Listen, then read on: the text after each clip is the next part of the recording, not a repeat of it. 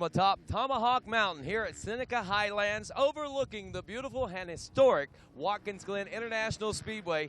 This is GNCC Live. Hello, everyone. I'm Rodney Tomlin, along with Megawatt Matt Watson and Johnny Gallagher today as we bring you the two-wheel action here from our Tomahawk GNCC. And I'll tell you, folks, we have got a great championship season that is underway. Obviously, Caleb Russell has been walking away with the wins as he's got 5 wins already to his credit here in 2015. The big question is anybody going to be able to step up and stop him? Of course, with weather conditions out here today, a lot different than what we were faced with 2 weeks ago. We got dry and dusty conditions right now, but the weatherman is calling for the possibility of some showers, and those could come at some point during this 3-hour race. We'll just have to wait and see how it all pans out. Could this be another game-changing day? Stick around. We're going to find out. Right now, let's check in with Megawatt Matt Watson.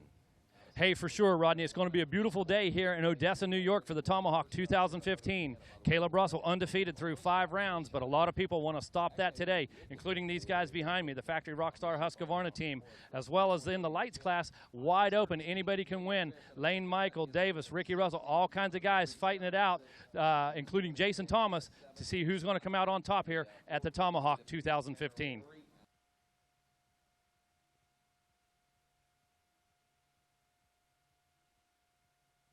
Dunlop Tomahawk GNCC as we get set to roll straight forward into our final race here this weekend, and again kicking off the midway swing for these afternoon motorcycle racers here in beautiful Odessa, New York at this Tomahawk GNCC and the Seneca Highlands as we get set to roll to the starting line today. 14, make that 14 of the world's top off-road racing pilots have converged here to Tomahawk Mountain today to pay homage not only to these great trails, but also to do battle and wage war in one of the greatest GNCC championships in history. Rolling to the line first today, he rides aboard the number 1 with 5 consecutive wins to his credit already in the 2015 championship season. Riding aboard the number 1 from Boonville, North Carolina on a factory FMF KTM, Caleb Russell. Rolling to the line today, second in points. He is scheduled to be here, but well, here he comes, late to the line, but nonetheless, he is here. Recently injured just a week ago in a practice crash leading up to this weekend's event, not knowing whether he's going to race today until 7 o'clock last night. He hails out of Australia, a former GNCC champion aboard the number 2, Rockstar Energy-backed Husqvarna. Put your hands together for Josh Strang. Rolling to the line next today, he is third in points, riding aboard the number 314, finishing second place, only 20 seconds behind Caleb Russell just 2 weeks ago. From Belton, South Carolina on the NFAB and Pro Yamaha, put your hands together for the young Grant Baylor.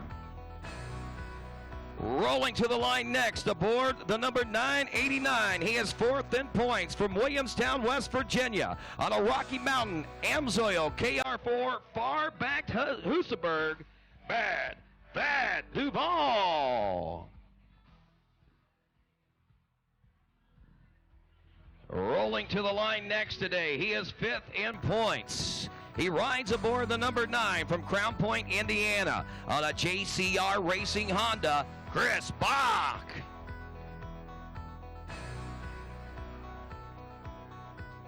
He rolls to the line today, 6th in points, aboard the number 3. Featured on the event t-shirt today, hailing from Cookeville, Tennessee, on an NFAB and Pro Yamaha, Jordan Ashburn. Rolling to the line, 7th today in points. He rides aboard the number 264. He hails from Ekron, Kentucky, on an Air Group Rockstar Husqvarna, former motocross and supercross sensation. It is Ryan Sipes.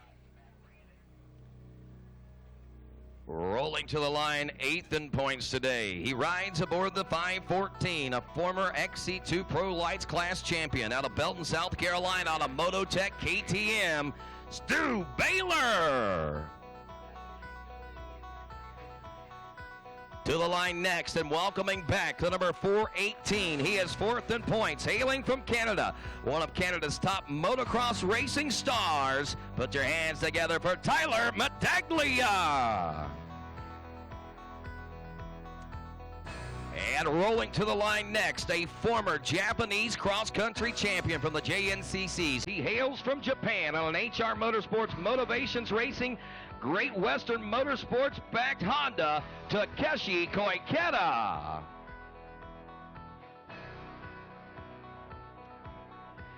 And rolling to the line next, he rides aboard the number 20 from Cincinnati, Ohio, on a Maxxis KTM flyback KTM, Chris Douglas.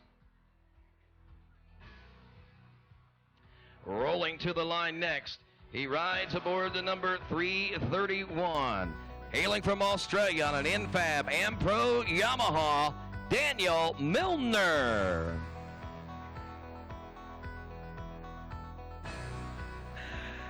Rolling to the line next, he rides aboard the number 6, the current and defending National Enduro Champion from Birdsboro, Pennsylvania, on a Rockstar Energy Husqvarna factory racing machine, Andrew DeLong. And riding aboard the number 25 machine, he hails from Morrison, Illinois, on a Funmark Cycle Fly Ride PG.com back KTM, Adam Bonor. And that, ladies and gentlemen, is your starting lineup for this Dunlop Tomahawk GNCC. As the machines fire up, the riders, over 300, warm their machines up one final time before the start of the Tomahawk GNCC, friends, and the inaugural running of this event. As we have pointed out a couple of different times, this is not the first time a race has been ran here. Our co-sanctioning partners in this event with the folks from the Western New York Off-Road Association, aka WINOA, have been running events here for the last 3 seasons. And of course, we have the distinct honor of being able to arrive here with the red carpet rolled out for the GNCC Racing Nation. And of course, we are placed and ready to make history here today in the inaugural running of the Tomahawk. Starting this one off again today, we've got a couple of great Hole Shots Award, courtesy of our friends at All Balls Bearings and Components. $200 for our XC1 Pro class, and then a $100 Hole Shot Award going to our XC2 Pro Lights class. Hole Shot Award winner, which will be at or near the second turn. Hot Cam's bringing you that as you unleash the power within. Our final moments in our final warm-up session now as Ricky Towery awaits the official call and the all systems go check coming in from our scoring operations this afternoon. Well over 400 riders this morning tackling these hills of New York in that 10 o'clock race, making sure that all the machines and riders have made their way off the racetrack. All the proper and necessary track changes for this afternoon's Pro and A and B class races have been made, and the stage is set for great racing action. In our track description a few moments ago, Barry Hawk told us about the 10 miles that we have been witnessing over the course of the last couple of days of racing for all of our amateur classes. Well, today he also included a few new sections that have been added in on this 10-mile now plus long race track, as some single track and a lot of tight wood section has been added in a couple of different places, which should alone set the stage for, I think, something exciting in the way of racing action goes. It'll tighten things up and keep things very, very interesting. And I understand that we are now just a couple of moments away from getting this off and rolling here this afternoon, as again, safety is of the utmost importance, and that is, of course, making sure that any or all riders and machines are retrieved off the racetrack before we begin our next race, and all the proper and necessary changes have taken place. And it appears, folks, that we are right now in the process of sweeping the last few miles, but I think I just heard him say maybe scoring is ready. So now we turn our attention to Ricky Towery up here in turn 1 once more, as he lets them know they can fire it up again. A little bit of miscue. Now we wanted to make sure that everything was ready to go. So scoring says it's all ready to go. The track has been swept. Everyone is out of the woods okay here for this from this morning's race. and we're ready to send over 300 more back in their place. The big questions are coming today. Can Grant Baylor continue the great ride that he ended with there in Indiana just 2 weeks ago? The game changer day. Do we have a game changer that may be in the mix for us today, and can Grant Baylor be a part of the game-changing action that may take place here today? As all attention turns to Ricky Towery up near turn number 1 as he gets set to ready these riders and get the starting sequences underway. As the blue flags are out, shut them down, guys, shut them down, shut them down, shut them down. As we get set to go GNCC Racing, I got to ask you, New York race fans, are you ready to go GNCC Racing? Come on, New York. Now, I know you guys love off-road. I mean, there's too many of you from Wainoa, so I'm going to ask you one more time. Are you ready to go Tomahawk GNCC Racing? 10 seconds. And row number 1, the XC1 Pro, will be off and rolling at our Dunlop Tomahawk GNCC. Battle to the first turn. Josh Strang and the 418 of Tyler Medaglia. Medaglia getting the whole shot. And it is Josh Strang grabbing the lead, though. Strang taking the lead, hurt, shoulder and all. Out of turn number 2, your early leader, the XC2 Pro Lights class coming up next. Nick Davis Lane, Michael Jason Thomas, Craig DeLong, Jesse Grome, Sam Evans, Luke Parsons, Michael McGinnis, Trevor Bollinger, Corey Buttrick, Austin Lee, Lucas Statham, Justin So, Jared Stock, also Ricky Russell, Scott Grills, Philip Cheney, Michael Witkowski, Ryan Lojak, Ryder Lafferty, Alex Benhart, Alexander Dickiewicz, also Francis Omile, Tegan Temple, Colin May, Ryan Francis, and Trevor Barrett ready to roll in 10 seconds.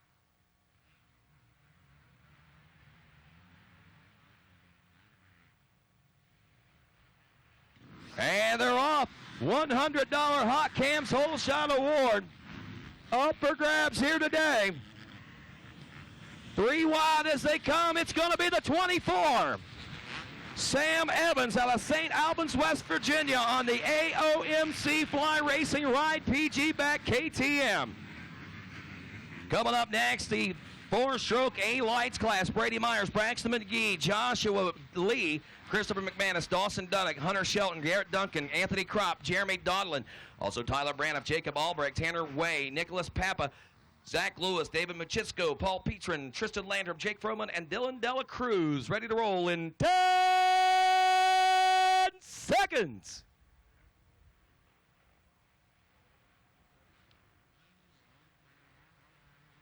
And they're off in the 4-stroke A-Lights class. 7:04, getting a great jump off the line. Tristan Landrum, let's see if he can hold it through the first turn. Into the second turn, he will. Landrum out of Nelsonville, Ohio, in the Sports Cycles Racing Fly Racing Bonsai Engines back machine. Getting the power and putting it to the ground there as we go to the Open A class. 36 riders, including Zach Hayes, Nathan Thornhill, Timothy Murphy, Dalton Cross, Reginald Stevens, Ben Parsons, Thomas Carelli, Tyler Nevedabowski, Ryan Cotter, also Charles Thayer, Seth Albert. We got Jared Fortner, Zachary Loophole, Robert Smith, Grant Marriott, Spencer Hoyt, Anthony Thomas, Dylan Rash, Marcus Scott Cornell, Matthew Quick, Harley Wheeler, Levi Struble, Brandon McCall, also Billy Bartlett, Todd Pekka, Tool Murphy, Dallas Micah, all ready to go in less than 10 seconds, including Lorenzo Sylvia, Alex Witkowski, Ryan Quinn, Stuart Fish, Cody Jeffers, Brett Ward, Joshua Brown, and Andrew Boggs off and rolling now. The number 59 getting off to the great start, Nathan Thornhill out of Pex Mill, West Virginia. AOMC MX Fly Racing back ride, and he's going to grab a whole shot also. And he's backed by FMF Racing, man. Those AOMC KTMs really seem to be putting the power to the ground today as we roll into the Senior A class next. We're talking about Harry Engelhart, Frank Tussle, Brett Turchilla, Wayne Greenwick, Scrawl LeBlond, also Bill Atkinson, Steve Ackley, Mark Davis, Robert Green, Billy Schlag, Rob Brown, John Chambers, Edgar Davis, Bob Bergerman, also Frank Messina, Rob Hertz. Looks like Gary Roberts, Peter Gordon, and our own shotgun Sean Remington ready to roll in a matter of 10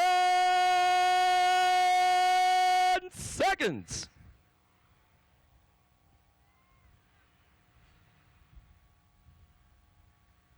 And they're off in that Senior A 40-plus class. I think some guys started off the wrong row back there. Our Senior A 391 or 381, Carl LeBlond, I believe that's who that was, grabbing the lead in that one. As we go to the Vet A30 Plus class, Joe Marsh, Joe Kessler, Big Jim Steiner, Joe Potter, Gustavo Hidalgo, Jesse Arsenal, Eddie Lojak, Brandon Duvall, Alexandre Legault, Chad Webster, Andrew Miller, Patrick Spearhawk, also Buddy Barnes, Craig Volkemer, and Kevin Trumbley. 10 seconds.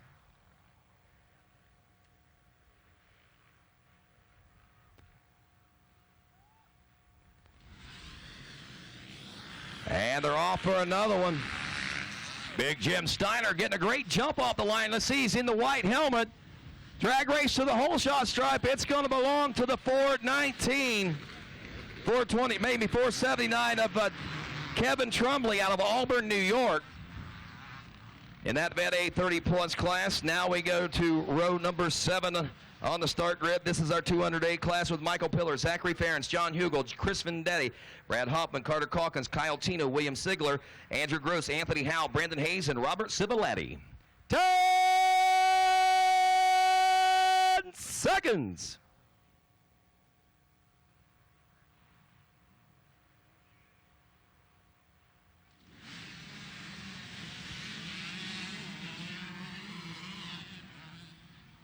Jamming through the gears up into the first turn now in this 200A class. It's going to be the, I believe that was 411.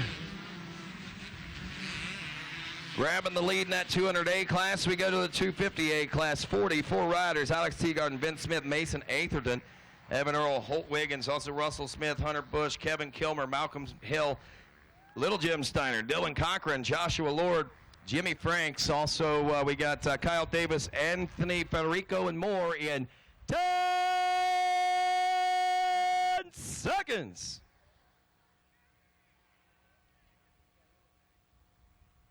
.250A class off and rolling. 44 riders head first into that first turn now. The 365, or is that the 385? I think that's Little Jim Steiner, but he gets pinched off.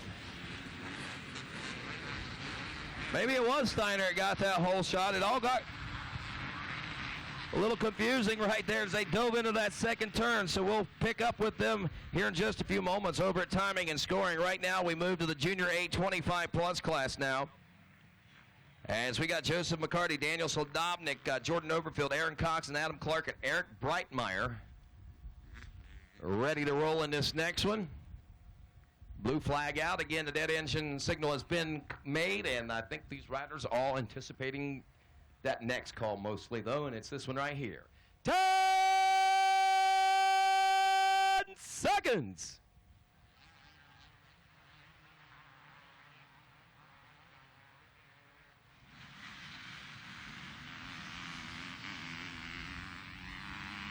Got that 9.6 Kawasaki. I believe that is actually Aaron Coxon, but it's the 718 of Eric Breitmeyer out of Walker, West Virginia, grabbing the early lead in this one. A 28-year-old AB 25 Plus class rider leading them into the field sections now as we go to the 200B class. Zach Hugel, Cameron Sisk, Bolton Biroff, Aaron Lasher, Ryan Lasher, Ethan Stiles, Adam Parker, Larry Kaczmarek, also Dalton Bloom, Jonathan Bidlock, Ian Howes, Parker Jones, Jeff Quinn, Jordan Purvis, Zachary Church, Noah Kohler, Jamie Bakersville, Bryant Johnson, Brock Post, and Caleb Williams. And they're off. 200B class. Caleb Williams coming off of a last race win, if memory serves me correct. Let's see how things start now for him. Caleb gets the whole shot. It looks like he's going to lead him into that second turn, and he fist pump to the air. Happy Mother's Day, Mama. Happy Mother's Day.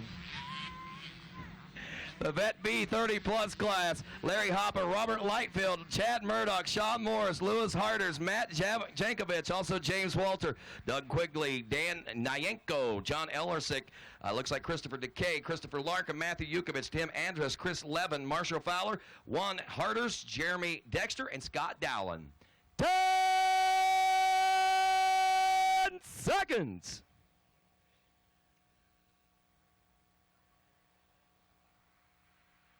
That P class is off and rolling now. Kick starts are down. The electric starts are running. 195. Let's see, that's not his GNCC number, but we got a big change going on anyway.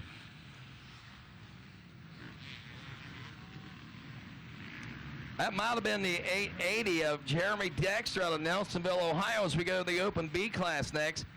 Roman Phipps, along with Neil Krause, Joshua Atkins, Bill Zavanindi, CJ Seitzinger, Matthew Cornish, John Scanapicchio. We got Jeremy Pascal, also Andrew Wilson, Joe Bull Coronado, Mark Faint, Jared Sabo, Ryan McManus, James Harshberger, Michael Hall, Eric Souders, George Shell, Dustin Stanley, Tristan Pierce, Mark Bellinger, and Eric Metzger. All ready to roll in the Open B class in 10 seconds.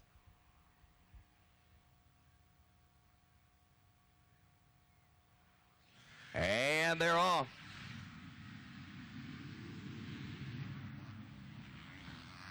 Around the first turn they go now, and into the second turn it's going to be the 413 machine.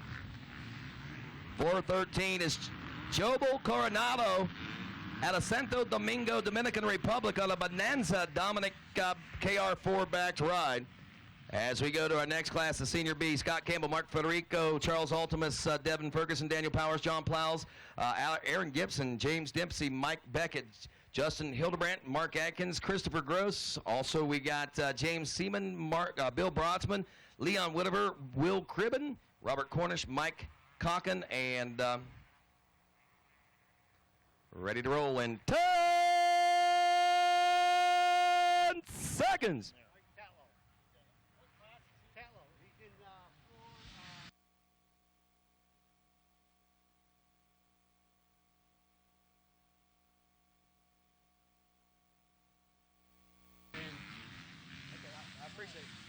And it's the 130 machine grabbing the lead in that one. That is going to be Scott Campbell out of Sissonville, West Virginia. Factory Connection, Camden Worldwide, chiropractic backed ride as we go to the 4-stroke B lights class now. Welcoming Michael Tetlow to this class. Just got back from Utah in that big Rocky Mountain, Utah ride that he won there at the banquet last year. So congratulations and welcome back. As we also welcome Reggie Calfo, Trey Jefferson, Caleb Stone, Seth Studelblock. We got Andrew Thompson, Drew Bolton, Trevor Eakes, Austin Evans, Alex Ankrum, Tyler Murray, and Zach Beverly. Waiting for that second turn to be clear. It's fired up. Even Ricky Towery says it's time to roll the 4-stroke B lights, boys, in a matter of only 10 seconds.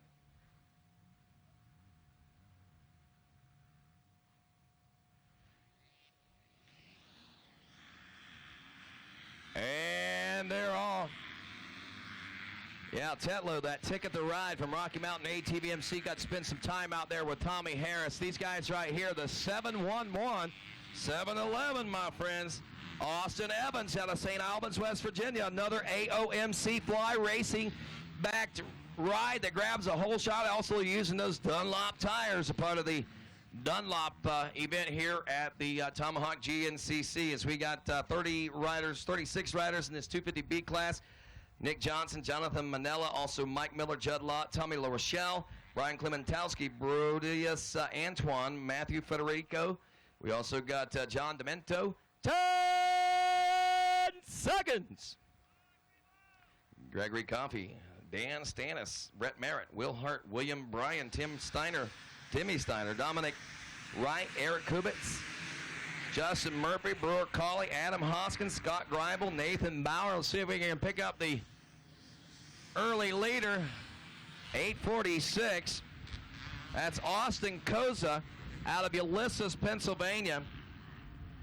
Koza, 18 years old on that KTM, and that is your start here at this Tomahawk GNCC, my friends. Is our sweep master extraordinaire and another rider that just returned from Utah on that Ticket to Ride. Tommy Harris, the 1982 National Hare Scrambles champ, is going to go out and sweep the track, make sure that everything's okay. While he does that, and while our riders make their way around, let's take a quick break here on RacerTV.com, and we'll be back with more action right after this.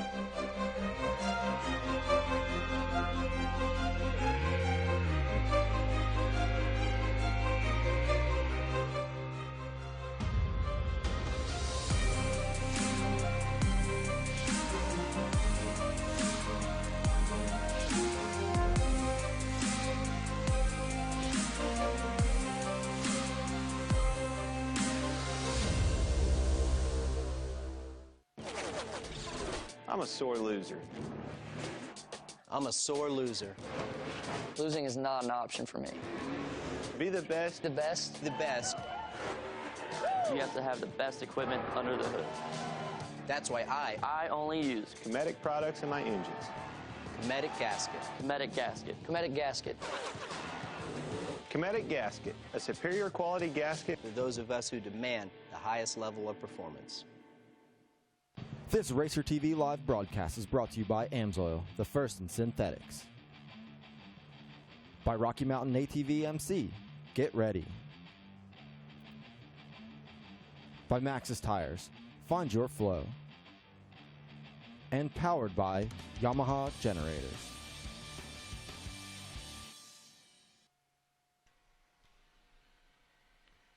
And welcome back to RacerTV.com here from the Dunlop Tomahawk GNCC in Odessa, New York. And as we just watched, things are underway here with a little bit of exciting action happen here early in the race. It was Tyler Medaglia with the whole shot, Josh Strang quickly thereafter taking the lead. Caleb Russell in third, and those guys were making just an absolute dust storm after that, and the guys were wheel to wheel, and it was hard to see. Megawatt, you were over at the start. It was, once those guys got going, it was hard to imagine anybody outside the top three being able to see anything. What'd you see over there? I tell you what I saw, Johnny, almost nothing. To be honest with you, I've said before, I'd rather ride in the mud than ride blind in the dust, and it was about as bad as I've ever seen it on that start over there. And what I did see was I see a lot of guys riding blind into somebody else. Yeah, and with things getting started the way they did here today, it's been wheel-to-wheel action, and we actually already caught a little bit of, we're going to have a replay here of Caleb Russell getting himself into a little bit of trouble right off the start and just into the woods here at the Tomahawk. And here we see it was actually Caleb Russell leading. Looks like he just gets past this corner just a tiny little bit, and it looks like he's got a stump or a vine. Oh, that's actually a log that is wrapped up in his left foot peg. And he loses 2 spots to both Thad Duvall and Ryan Sipes there. We see our trail boss, Barry Hawk. So Racer TV cameras in the right spot right there to catch that, and you guys can see it on the replay. Looks like Tyler Medaglia there, still holding tough in that 4th spot. Great start for him, one of our visitors who did quite well the first 3 rounds and then missed the last few, but he's back here today in New York, being close to home, him from Canada being a motocrosser. And here's what you can see. You know, look at this Megawatt. What we've got here is these routes are so slick. These guys are coming in. They're trying to make these turns, and it's really putting a toll on these guys early in this race. You know, I always say beware the shiny route. It'll get you every time. And what it looked like to me when Caleb came in there, just a little bit too much front brake is what it looked like, and just rode out of the line. And like you said, the next thing you know, control pedals are blocked up, and it cost him, 15, 20 seconds. Well, you know what I can tell you from yesterday being out there and doing battle on this course for 2 hours is there's a lot of debris on this course, from small rocks to roots to logs. This facility's been used a few times for Winoa races, the Western New York Off-Road Association, who is co-sanctioning this event with us this weekend. And then up here we see, this is the kind of stuff these guys are going to be coming in contact with all day long. But they've used this facility many times, but the GNCC track crew did a phenomenal job, went out there, cut a lot of new trail for this weekend's race. And it's actually the field sections that are holding most of the dust so far this weekend. The biggest issue there is obviously with the heat, the temperatures, the wind. We're up here on top of a mountain. It's impossible for them to keep any kind of moisture in the ground here, so it's dusty, dusty, dusty in the fields. Yeah, Johnny, I wanted to ask you, being on the track yesterday, was there a big difference in some of the spots? Because I noticed light soil, dark soil, that kind of thing. All of a sudden, you're coming out into the daylight, into, of course, these fields like this. And my goodness, what was the transition like yesterday in the vision? Well, you're seeing it live right here, Megawatt. It was phenomenal when you came out into the fields, just how much you couldn't see. I mean, you could be behind one rider, let alone, if you're back outside the top 10, you're really not going to see much of anything. But the one guy that can see absolutely everything right now is Thad Duvall, your early leader here at the Tomahawk GNCC. We see all the factory mechanics there giving the signal boards, letting the guys know how they're doing. But right now, Thad's got clear vision. He can see. He's able to see all the debris. He's picking lines. He's setting the pace right now. And we saw him do this early last weekend in Indiana. Thad's been really taking his turn at the front here and doing a great job of leading these races. Yeah, so critical on a day like this, Johnny, to be that guy. Because I tell you, it doesn't matter who's behind him. It doesn't matter if it's Chris Falk. It doesn't matter, at this point it's everybody. But when he's up there, each second he's out front is a second more dust they have to deal with. And there's so many factors that come into play with the dust here, as we do see. Looks like Chris Bach, I believe that would be our 6th place ride right now. Megawatt, as you can see, it's really hard to tell. You know, there are riders in that dust. We can't see them, but I promise you they are there. We just watch them go down into that section, and we can't see them come out. So it's unfortunate, but it really does give a perspective of just how bad the vision is out there in those open fields. Now in the woods, we'll see here some shots and find it's not like that around the whole track. There's many sections of the track that have some good moisture in them. There's a hard rock base, but out here in the fields, you know, this is just like riding in the desert. I believe that's our XC2 leader, and again, there's Craig DeLong in second. I believe that's Sam Evans, if I'm not mistaken, with the lead. That looked like Ricky Russell in third, Jason Thomas in fourth, Lane Michael in fifth. So there's your top 5 in XC2 right there. And as we could see in XC1, Caleb Russell had rebounded and was in third. It did look like, obviously, we had Thad Duvall in leading, and I'm not actually sure who was in second. It was hard to tell. It could have been Ryan Sipes. There was a number of guys that were all in there together. Looked like one of those Husqvarnas in second place, along with Thad Duvall up front. So it appeared to me to be a Husky 1-2 at the moment. It did look like Ryan Sipes up there. Let me ask you something, Johnny. When it gets to this point, is the leader and the champion and the guy who wins on this day like today, is it the guy who has the nerve, the guy who's really to put fear aside in this dust and have trust in his instincts and the reflexes and reactions of himself to really hold it wide open in the dust and make that move? Because a lot of guys can't cross that line. I never could, Johnny. I could never nut up and do that. I could never cross the line and really push in that dust. Well, you know, to really put things in perspective for the viewers at home and the viewers here at the track that are seeing this, you're watching these guys, and our camera is maybe 50, 60 feet away from where they are, and we're stationary, and we can't even see these guys coming. Now, imagine being on this motorcycle. Here we have a rider charging headlong into the dust. Now, the rider behind him can't see a single thing more than about his front fender, but he's obviously probably walked the track. He knows what he believes to be there. The real fear that comes in, or the fear that you have to put out of your mind, is what's there that wasn't there when you walk the track. And that includes lap riders, debris that is moved, you know, riders in front of you that are checking up for the dust. And, you know, that's, like you said, I mean, it's a huge advantage. Never, ever in the history of ever has somebody not wanted to get the whole shot on a day like this. You know, in a mud race, a lot of times you don't mind being back there a little further, let some people find the deep spots in the holes, you know, wait till the good lines develop. Being maybe 4th, 5th is kind of in the catbird seat, as Rodney always says. But on a dusty day like today, you want to be out front, and that's why these guys are pushing so hard. Thad Duvall does not want to relinquish that lead, and there's a lot of other things besides vision to take into consideration. These guys are going to be racing for 3 hours, and these air filters in this amount of dust will not last 3 hours. I'm going to predict right now that at some point we'll see some riders in the pits changing air filters today, because bikes are going to be running so rough. They're going to do the calculations and figure out that if they come in, get a fresh air filter, not only is it going to increase their chances of making it to the finish line without DNFing, but they'll actually be able to make that time back up because the bike will run that much better. No question. I can almost guarantee you that 4 or 5 of the guys on the front row are running a filter skin or a filter cover, so they can come in, do a quick removal, and then, as you said, maybe on lap 3 or 4 or so, do a complete filter replacement at that time. But you can bet the preparations have been made for this. Now, yesterday I saw you disappear in a corner. And, I mean, normally you look for a guy's fender or helmet in these conditions to follow that. And I want to tell you something. I saw you and 2 other quads disappear. Like you couldn't even see. You were right on a guy's bumper, and you couldn't see you or his bumper. So it had to be unnerving. There was a number of times yesterday, actually, as you just charged headlong into the unknown at the last possible second. You have to rely on your instincts. And at some point, if it just doesn't feel right, you know, you got to let up. But one guy that's not letting up. Oh, and look at Caleb Russell has now moved into second place. But Thad Duvall leading the way on the VP Fuels Pro row, the completion of lap 1. Actually, this isn't the full completion. As you can see, this is the 9-mile marker. These guys got a little over 2 miles to go. Now, since we saw them last in that field, there is Ryan Sipes in the 3rd place spot. So there's your top 3. You've got Thad Duvall leading the way, Caleb Russell in 2nd, Ryan Sipes in 3rd as we wait for our 4th place rider. But what they've done is they added about 1.5 miles of single track on the opposite side. For those of you that watched the race yesterday with the ATV pros, these guys have now added another mile of single track. That sure looks to be Grant Baylor there in 4th, Andrew DeLong in 5th. You know, and there's a rider, and Chris Bach in 6th. So our observation was correct. That's your top 6. These guys are now back into that same field on the opposite side. Thad Duvall leading the way, Caleb Russell pushing. And what Caleb's trying to do is he's trying to get close enough to Thad's rear wheel that he doesn't actually need to see. He just watches Thad's helmet. So he's going to try and rely on not being able to see the ground, but just watching the way Thad's helmet and Thad's body reacts to things that he's hitting, and Caleb will adjust accordingly. Yeah, he'll basically be splitting the dust when he gets up in there. Be just like the wake of a boat. You know, he'll be having it around both sides of him and actually be able to see a fender or possibly the helmet. Yep, and that's what we have here again with Grant Baylor in third and Andrew DeLong in fourth. Same situation. Andrew's trying to get close enough to Grant that he can ride off of Grant. Oh, and there we see Chris Bach has actually closed up the gap just a little bit and is now closed in on DeLong for that number 5 spot. Now, when we saw the leaders come through the pit road right there, we saw Thad, then we saw Caleb, and, of course, Sipes.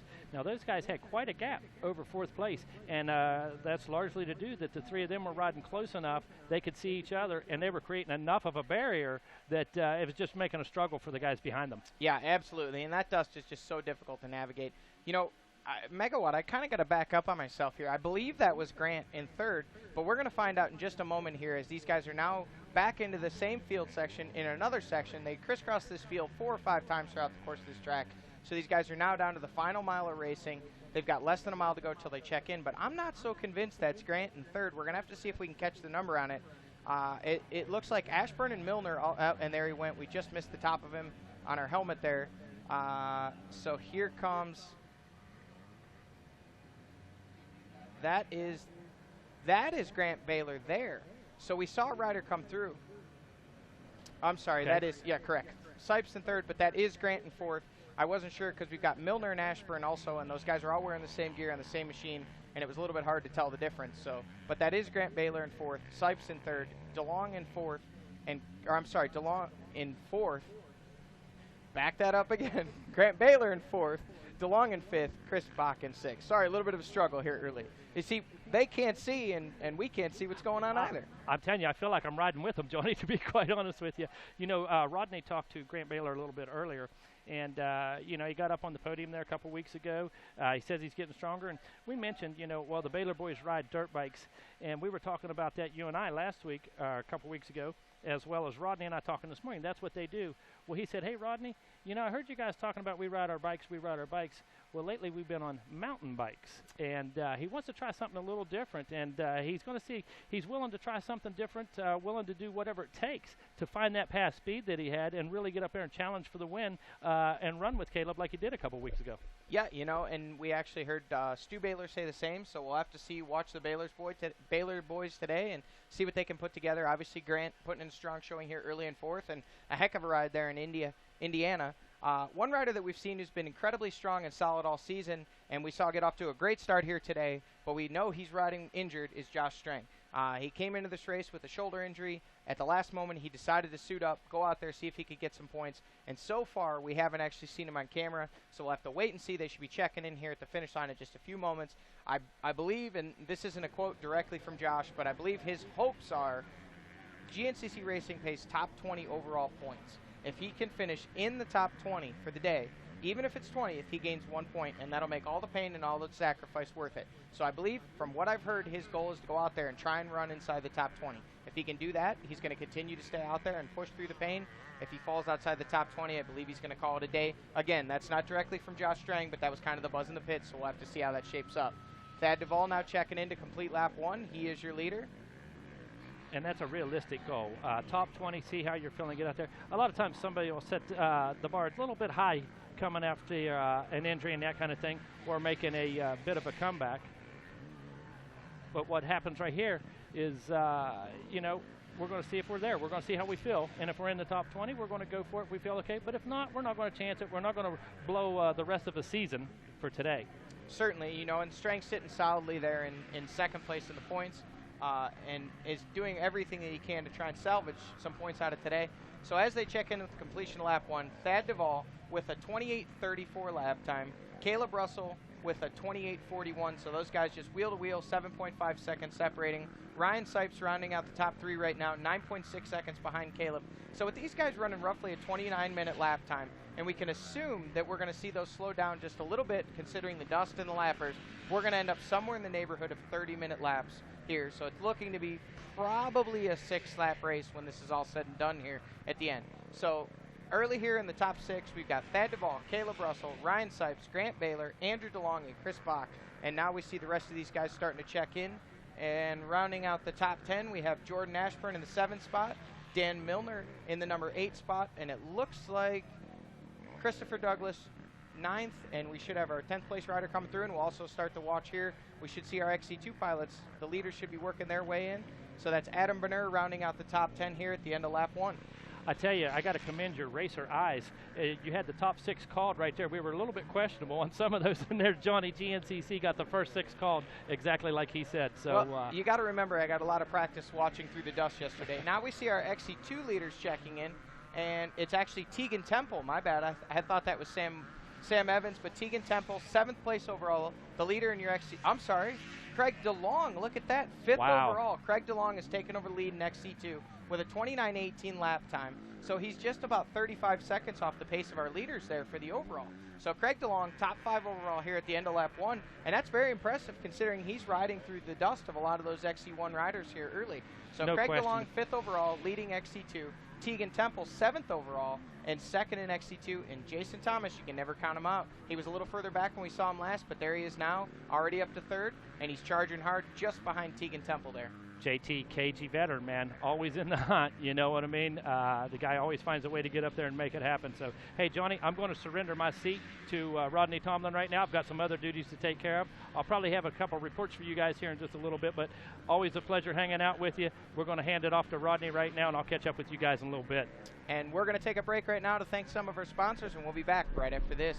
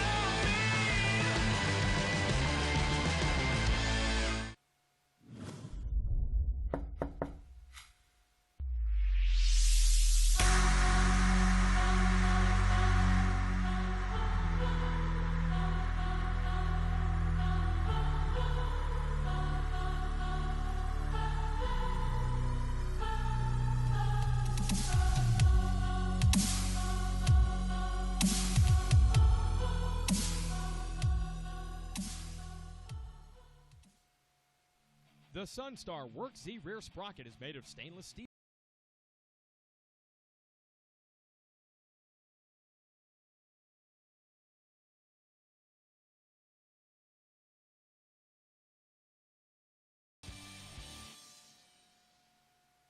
General RV is going to help you go camping with locations across the nation and thousands of RVs to choose from. General RV is the nation's largest family-owned RV dealer. At General RV, you'll save thousands on everything from trailers that sleep the whole family right up to motorhomes that are amazing and so economical to travel in. General RV is the only dealer who can show you this much and save you this much. With a great deal from General RV, you'll discover how much fun camping can be. All kinds of racing? How about pro motocross, flat track, road race, ATV, GNCC, Supermoto, Enduro Cross? Well, we've got what you're looking for. Welcome to the Racer X Show with Greg White, presented by Chaparral Motorsports. New every Tuesday on RacerTV.com.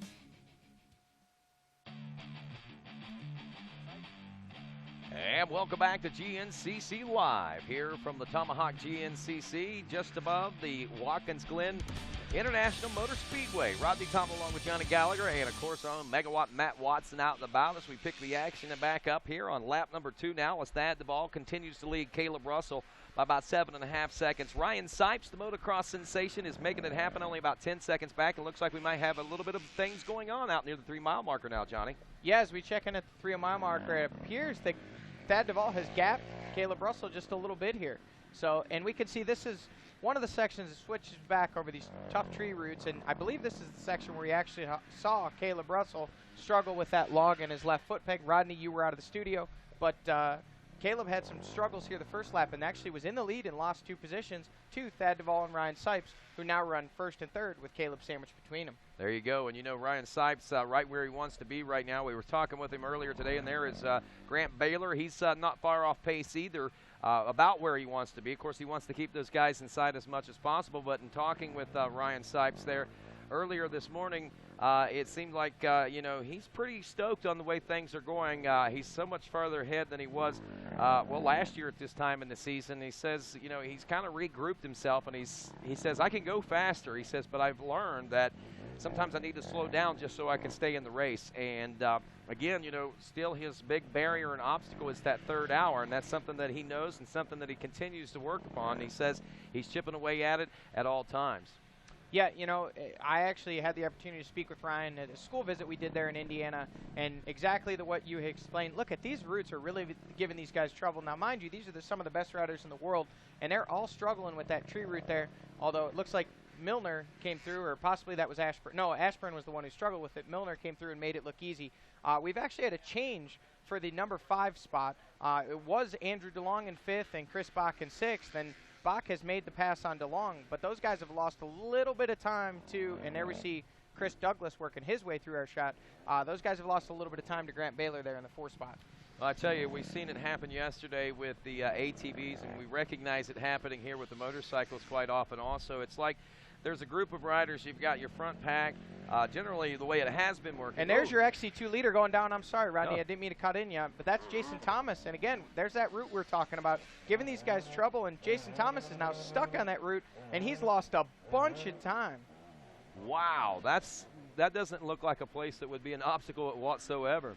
Yeah, and that was our second place rider, Tegan Temple, who actually got right back onto the rear wheel of Jason Thomas. Now there's our third place XC2 rider, Ricky Russell, and Lane Michael in 4th. So we have to wonder what happened to Craig DeLong, who was our leader at the end of lap 1. He is now outside of the top 5, and Lane Michael almost goes down. Man, that rut is just really giving these guys a handful right now. No doubt, and that's going to, it could be a big factor in this race, as we've already seen it taking Caleb Russell out of that early first lap pace with the lead, and you know, it really kind of brought things back together and making it tight knit. But what I was saying there a few moments ago about the gaps, that was Craig DeLong. There's what happened to your leader. Front fender sticking straight up. Obviously, he's made contact either with a tree or another rider, and that explains it. He was in the lead, and now he's back. I think he was 8th, if I'm not mistaken. Good ways back. Josh Strang making his way into the pits. And look on the right side of your screen, there's Stu Baylor pushing his bike into the KTM pits, and I was just going to comment, we hadn't seen him yet. He does not look very happy. That's an unfortunate break for Stu here early. As you had noted in pre-race interviews, it looked like he was ready to go, looking fit, looking trim, looking excited, and unfortunately right now they're going to lay that KTM down and go to work. I know last race he had some clutch issues, and the way he laid that thing over, they may be getting started on swapping out a clutch in that thing again. Wow, that's a heartbreaker there for Stu, man, because he just can't seem to get things rolling, and it seems like if you think he's going to, or when he feels like he's about to, man, because he's about as strong and fit as I've seen him in the last 3 or 4 years right now, and little things like this keep popping up, and that really stinks, and he's going to be in a big disadvantage whenever he makes his way back out on the track. Hopefully he has that stick-to-itiveness, and he's going to make that happen today. And there is Thad Duvall, and Caleb Russell has reeled him back in and is basically right back on the rear wheel. So we saw that gap open up, and now he shrunk it right back down. And Ryan Sipes hanging tough here early. He can just about see these guys, and I'm sure in the fields he actually can see them. No doubt. And that, well, I should say the distance that he's behind, he should be able to see them. But with the dust the way it is, I don't know if he can actually catch them. I guess the key word them or not. The key word is should be able to see. Hey, folks, don't forget, if you want to win $250 in AMSOIL product, all you got to do is tweet your podium finish predictions to hashtag GNCC Live for a chance. Add that $250 in AMSOIL products. Basically, your top 3, whoever you think is going to make it happen. What's going on there? That was Chris Bach, and he's made up quite a bit of time on Grant Baylor there. So there it is. Baylor in 4th, Bach in 5th, and he's really closed that gap. Now here comes Andrew Long in 6th, so there's your top 6 through that shot here at the 5-mile marker. Wow. So, again, just winner chosen randomly, hashtag GNCC Live for podium prediction finishes, and we're at the 5-mile marker with our leaders right now, and the gaps are starting to open up out here a little bit, and we'll probably witness a little bit more of that. But, Johnny, what the thought that I was trying to extend to you there a few moments ago was the gaps that we've seen. The top 4 or 5 riders seem to be on a different plane and a different level on Saturdays, and we see that same thing on Sundays where there's like a group of riders that are somewhat tightly close together for the most part, and then there's like that minute, 2 minute, maybe up to 3 minutes gap back to the 5th or 6th place position sometimes, and then you got another battle going on from like those positions, like 3 or 4 guys going at it. So it's pretty neat how the battles all shape up and how those gaps all open up throughout the course of the day. And you can gauge what level riders are riding that particular day by just what group they're racing in right now. Yeah, absolutely. And today, Rodney, I can make a prediction based off of yesterday and based off these conditions. I think we're going to see some big gaps open up across the board. And here's why: we've got some horrendous dust conditions to deal with. We've got heat that these guys haven't raced in yet this year, so fitness is going to be a major issue. Plus, we've got a very technical track. It's deceiving, these shots that we're seeing here. Obviously, it looks like a nice rolling field, and we're looking out over the New York countryside up here in the Finger Lakes region. But in these woods, lurks some serious tree roots and some gnarly terrain, and it's definitely reaching up and biting these guys here early. We've seen so early in the race, we've seen Caleb Russell with struggles. We hardly ever see that.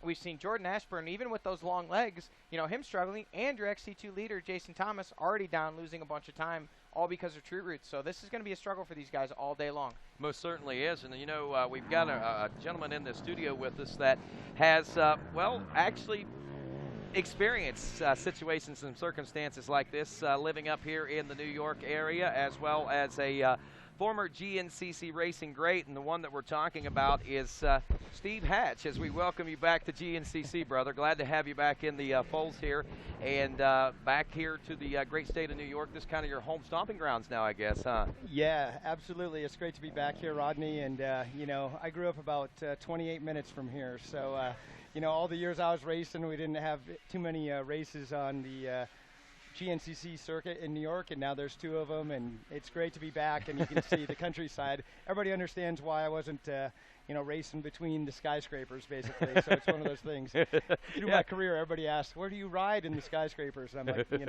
upstate's yeah, like this. That's the thing. New York City really is such a small part of what New York is all about, and this is what the majority of New York is about. So that explains a lot of the skills that you have in your off-road and motocross racing skills. And one thing that a lot of questions that probably people wonder whenever fast riders like yourself happen to fade away and leave the scene, so to speak, is what happens to these guys. And I'm sure there's a lot of folks wondering, what's Steve Hatch doing these days, man? Yeah, well, thanks, Rodney. I feel blessed to definitely do what I've loved for the last 20 years. And one of the things that I've started doing is started Steve Hatch Racing, which is basically mentoring, coaching, and training riders of all levels, from beginners to pro. And I just had Nick Davis and Ryan Smith up here, helping out. And, one of the things with like a Ryan Stipes, having him up in town, we can go to the motocross track, obviously, and have fun, as well as we can go to the trials place and balance and work on mental and everything else. So, it's great to be with some different riders from beginners to pro list, like I said. And I travel all over the country and actually the world, again, not racing this time, but mentoring. So it's great. That's awesome, man. I think that's a perfect job for you. I'm sure you want to get out and race, though, don't you? I really do. I miss 2 things. Obviously, all the people at the races, always. And then being in shape, being ready, and on that starting line, knowing you can win. So that's awesome. I know what it takes behind the scenes to be there, and now it's fun to clap and cheer for these guys. But I still ride a ton, probably 4 days a week. That's awesome. Whenever you're mentoring folks on, situations and circumstances like what we're faced with here in New York today, I mean, we've got a variety of things. You've got these woods. Some of them are tight. Some of them are open. There's a lot of roots. There's some of those shell rocks and, rocks and different things out there. Obviously, the tree roots we've seen giving a lot of struggles for riders, these big open field sections and dusty conditions. On a day like today, how does a mentor psych his rider up? Yeah, great question. Because they have to have about 5 different baseball caps to be able to race this track. So one's going to be, in the dust, try to be patient. Like you saw kind of the first lap, I was out here cheering the guys on. But watching Caleb try to attack, Thad, but it didn't really make any sense because he couldn't see anything, and he almost threw it away about 10 times. I'm not sure what happened to Ryan between here and the finish line, but he dropped about 12 seconds. So something he probably might have was close enough and couldn't see a little tree root or whatever. So the dust, even though it seems easy in the fields, the dust makes it tenfold, magnified as how hard it is because you can't see. Right. And they're going as fast as they can with seeing nothing. I mean, it seems pretty insane from sitting at this side of the desk, if you will. I knew behind the goggles you just had to do that, right. As we all know. But in the trees, as you can tell and see on the TV, it's basically really technical. It's really lots of tree roots, lots of rocks, really slippery, and it's very, very, very deceiving. So I told Ryan Sipes before the start, I said, hey, you know, in the woods, it's going to be lots of tree roots and lots of rocks. Try to make sure to bank off the berms if you can, and then get your front end light, because what's going to put you down is, like you saw Jason Thomas go down, is braking and then trying to turn on these tree roots that just take your front end out. So both sides, even though it seems, you know, semi maybe easy trail to ride around, to race around this at the top speed like all these racers today is a full skill. You better not blink or you're down. No doubt. And let me ask you, man, I mean, we've seen a lot of changes since the last time you raced competitively in GNCC. What's the biggest change that you witnessed? You know, I think, great question, Rodney. I think it's basically, you know, when I was racing, it seemed like, and it always seems that way, I think there was probably 5 guys that were trained and mentally and had the, you know, support to really win. Now it goes pretty deep. I mean, I know Caleb's been killing it this year, but in the same sentence, really second to, you know, 7th or 8th or 9th or 10th, they're all fast, you know. So I think there's a lot of depth, which is great to see. Obviously, with the Winnoa series here in New York, unbelievable as far as it's just grown tenfold since I was racing here. A lot more riders on the trail, too, isn't there? Yeah, that's the whole thing. I really teach my guys how that's the win. Yep. I still teach my guys how to pass, because they're like, well, we can pass. I'm like, yeah, but if it takes you 2 seconds to get by a lap rider and me only 1, you're going to make up a 10 a time. Right. Does that make sense? Because you're going to pass, these guys are going to pass like anywhere from 500 to 1,000 riders in a 3-hour race. Yeah, so you make up, Rodney, you know, 2 seconds a lapper, and I'm losing 1 second to you. You're beating me by 500 to 1,000 seconds at the end of the day, which is minutes, as we know. That's a pretty good philosophy, man. And what's your take on this race here in New York today, man? I mean, what are you thinking? What are you seeing right now? I mean, you've seen it all unfold. What do you expect to see today? I mean, if you were participating in the AMSOIL Twitter contest, how would you break it down?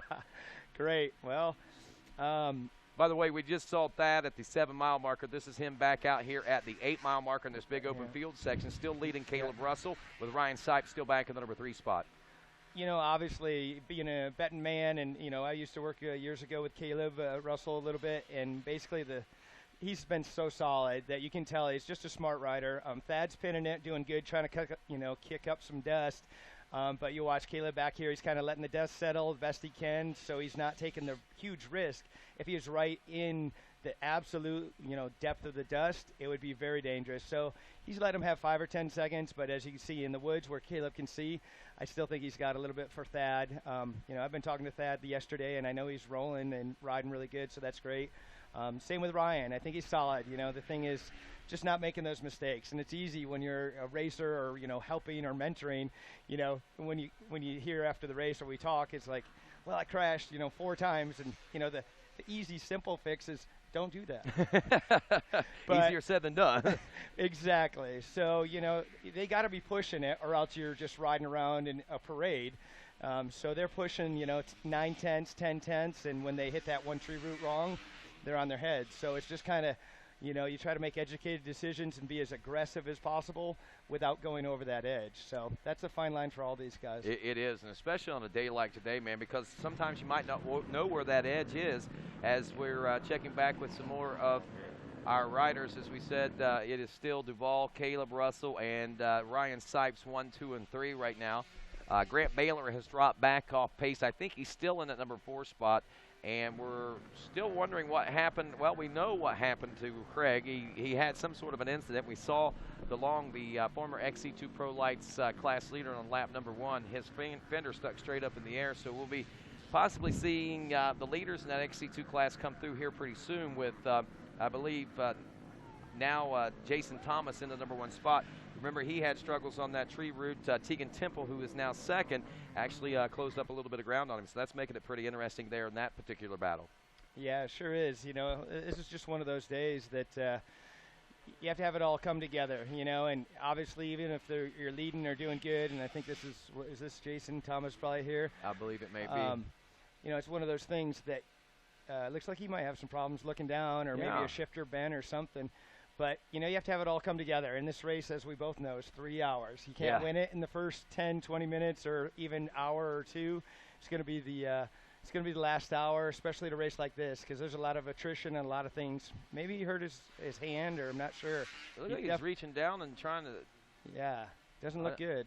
No, I mean, I don't know what I mean, the pitcock's on that side. It's the only thing that I can figure. I couldn't imagine he'd be messing with his gas. Yeah, no, he looks just like almost angry at himself. He does. Something's not right for Jason Thomas right now. He is riding very frustrated. You can see the look, the body language is telling the story right there. And it looks like tempo is really closing up on him right now. You know what I think, Rodney? I seen he had his throttle a few times really weird. I wonder if he got enough dust being back a little. That's possible. Smashing some berms.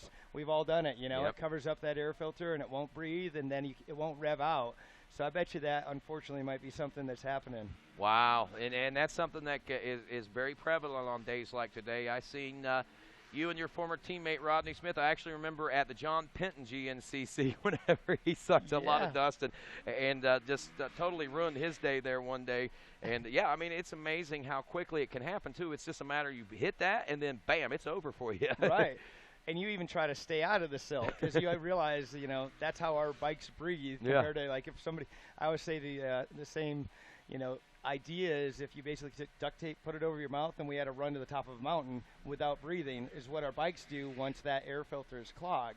So it can't get enough air, which it needs to run, and therefore it's not going to breathe, and it's going to pop and not rev out or go very fast. What are some of the things that people do can combat that? Obviously, try to stay out of the dust. That's number one. But when you can't, what can you do to help that? Yeah, great question. We used to have all sorts of things that we tried to do because it's usually, you know, either muddy or dusty, right? For most tours, a few times to get the best conditions on both worlds.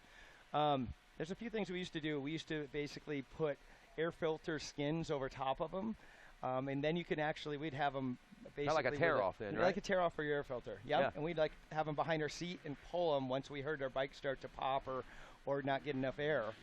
The other thing, unfortunately, which you mentioned, like the Millfield, or I remember even High Point, I think it was Rodney Smith and Fred Andrews and I battling, and I came in with a lead with 1 lap to go. Bike running so slow and popping that barely made it, and I stopped, and new leader, Caleb Russell, out front as he check in the 9-mile marker, 8.5 or so near the pro pit. Sorry to jump in there on you, Steve Hatch, but man, already changes are taking place, and there is a big gap back to the number 2 spot. Caleb, oh man, Thad Duvall coming in with his hands up in the air. There's something not right there for the 989 as he heads into the Fire Husqvarna pits, those Rocky Mountain ATV MC pits over there. Well, we're maybe thinking and hearing that could possibly be brakes. They were pushing on the rear brakes. Maybe he's lost his rear brakes. And that's another problem that can probably come in this dust, right? You know, it totally happens. And I, unfortunately, was a rear brake guy, so I've lost my rear brakes a million times. You know, when it's real silty and dusty like this, you have a tendency to not flow. You see the corner come, and you have to really slam your brakes, especially your rear brakes on. So it can get heated up and you drag it in the woods with this technical tree roots and stuff. So both of those make an idea. And now that you say that, maybe that's a little bit of possibly Jason or whatever. I don't know. Let's see if he's still going. Well, here's Caleb here. Yep, Caleb out here pushing toward the finish line region now as we are quickly approaching the, I think, near the 10-mile mark out here for Caleb. But, man, you talk about things being totally different. I mean, it was a 180 as compared to what we saw only a moments ago between Caleb Russell and Thad Duvall now. Absolutely. As you know, oh, good. There's Ryan's Zipes, right there. So, Zipes has actually closed up a little bit on Caleb, it looks like. Looking solid, and I think, oh, that must be a lapper there, so I thought somebody was behind him. Yeah, you're totally right, Rodney. That's it. As we both know, in this sport, it can be 0 to 0, 0 to hero. Give it 10 feet or an hour or 2 hours or 3. So, you know, you can never live it, you know, learn to win it on the first hour or second hour. You always got to be there and be solid for the third hour. I know that people can start overthinking things in that first hour, thinking they've got it and got it laid out in the bag and stuff. I think that almost looked like Chris Bach there for a moment. Yeah, I think you're right. You know, and quickly what I started to say on that last race that we had, here's the last lap, so dusty and silty like here, and I had to stop, And then, thankfully, Rodney Smith's bike wasn't running, or Fred Andrews. So we're stopped. We're changing air filters, and they weren't nearly as quickly as they are on the KTMs, like 5 seconds. They had the old screw-in deal, and the whole seat had to come off. Right. So it was like 1:30, and I remember sitting on the cooler, and Mike Webb came over. I had my goggles on, and I was just in that fury of race mode. And he says, "Are you all right?" And I said, "I just really want to get going." And I did. I got my bike, and they were right behind me, and I basically raced to the finish line that whole lap and won the race. Nice. But it was funny. How do you go from that warrior mentality of fighting to just stop and sitting on a cooler and trying to be cool about it when a wind's right there? I just want to get on my bike. So Webb always laughed about that. He's like, "I thought you were hurt. I thought you were mad." He said, "I could just tell your eyes were just staring at the grass." Well, he's watching. I don't know. I'm hoping to see Thad Duvall. I don't think that we have, but I'm really hoping to see Thad. That was Thad. Okay, that was Thad going through there. So he has gotten back into things. Maybe Matt Watson can get down to the KR4 pits and the Rocky Mountain ATVMC pits and give us an update on what's going on down there. So Watts Mega is our man on the move here today, and we'll be waiting for that update just to see exactly how detrimental that was to Thad. But the biggest thing is right now, the wind has been knocked out of his sails. His concentration has been broken, and he's very frustrated, I'm sure, at this point. Yeah, that's the thing. I mean, we've all been there. It seems like it never happens when you're in 10th or 20th place. It's always when you're leading that something goofy happens. So I'm sure Thad's frustrated, and it's frustrating enough when it's a rider, when it's you that makes the mistakes. But these bikes, we put them through a hard time, and if it's something with that fails, you're really frustrated because, you can be mad at yourself, but to be mad at the bike's a little bit hard to do. So I think it's just one of those things. Certainly is. Thad might have had a little bit of a gap over some of the rest of the field out there on this second lap, toward the end of the second lap, that he might not have lost nearly as much ground as we may be anticipating. There's Ricky Russell making his way in now aboard the 212. Russell has been riding in that XC2 Pro Lights class back in the number 4 position. That was at the end of lap 1. If you remember, DeLong was leading. Temple was in second. Thomas was in the number 3 spot. Russell was 4th, and Lane Michael was 5th. But we've been watching Jameson Thomas out front, Teagan Temple in the number 2 spot. And way back there is Craig DeLong in about 5th place now, I believe, as Ricky Russell and Lane Michael seem to have separated things a little bit, as we are now out here near the 11-mile marker and closing in, and actually closed through the finish line for lap number 2 complete. Caleb Russell doing that in a little over 57 minutes now, and we'll get the updates on all this and let you know the time breaks between the two. What's going on there? That looks pretty tight. Yep, Ryan Sipes right, looked maybe, 5-10 seconds behind? 7.7 seconds behind. Okay, good. And there's Grant right there. But look at this. I want you to notice something. Take note of this. Caleb Russell just turned a 28:56 lap time. Ryan Sipes a 28:53, so he was actually 3 seconds faster on that lap, so he did close up that gap a little bit. Nice. Yep. So checking in, Grant Baylor in the number 3 spot, only 12 seconds back. I didn't realize Grant was that close to him now. That was Chris Bach in the number 4 spot. He's about 15 seconds back at Grant Baylor now, and I'm thinking, if I'm not mistaken, we should be seeing the 989 of Duvall checking in next. I don't know. There is actually, that's DeLong checking in. So DeLong has got the number 5 position.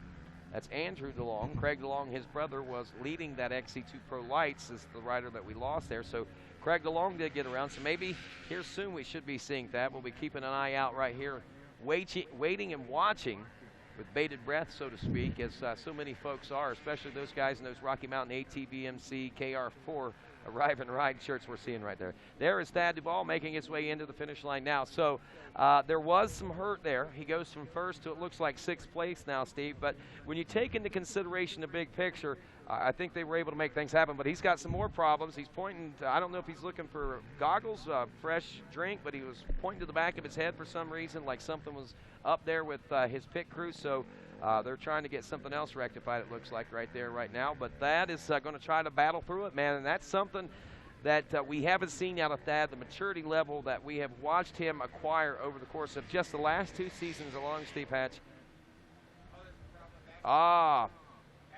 Ashburn, they're saying now that quite possibly they were pointing back. So he was behind his helmet, but he was pointing back behind him, talking to the Yamaha crew, the NFAB. So Jordan Ashburn must be having some problems, I think, is what we're hearing reports of right now. That's a tough break. And Johnny Gallagher rejoining us back here in the studio and says that Jason Thomas's bike is barely running right now. Yeah, you know, we kind of mentioned that. Is it a air filter deal? That's just what we kind of thought, you know, and that's weird because it's really early in the race. What are we, almost just over an hour into the race? 59 minutes now. Yeah, so 2 hours to go, and you know, I've tried missing all those big silty things, and you know, when you think you are, it still gets clogged. So it's one of those things with those. Getting a report, ruts. Daniel Milner back in the pits again. We know that in the last couple of races, it's been due to his sugar issues and things, but tough break for Milner and the Australian trying to make things happen. So right now, Jason Thomas is running 6th place overall, leading the XC2 Pro Lights class, but is running with a very sick motorcycle right now with all the dust in it and everything. Duval is 6th in the XC1 Pro class, but he is 7th overall. That's the points they're racing for. Tegan Temple has checked in the 8th place position, only 9 seconds now behind Jason Thomas. I think a lot of that came out in that open, dusty field section. He's trying to save that bike. We see Chris Douglas in 9th overall. We see Takeshi Koiketa checking in 10th place overall. Actually make that Ricky Russell after some time adjustments. Russell moves up in the 10th overall. He is actually 4th in the XC2 Pro Lights class. Lane Michael, after checking in that XC2 Pro Lights, is 9th place overall. And as we said, Jason Thomas was holding on to that number 6 overall place position just ahead of Tegan Temple. So we got some good battles going on, and looks like going to shape up, especially if things continue to spiral for Jason Thomas. It's going to be a heartbreaker, no doubt about it. Right now we are looking at Caleb Russell, Ryan Sipes 7 seconds back, and Grant Baylor. And what's going on? Sorry, pointing. Here's the one with the fender with Craig DeLong. Both fenders are broken. It must have been a garage sale into the trees in New York. Both fenders. That's a hard one. That's a hard one. So Russell, Sipes, Baylor 1, 2, and 3. Bach in 4th. Andrew DeLong rounds out your top 5 in the XC1. It's Jason Thomas, Tegan Temple, Lane Michael, Ricky Russell, and Trevor Bowler. Your top 5 in the XC2 Pro Lights. And GNCC Live will continue after this.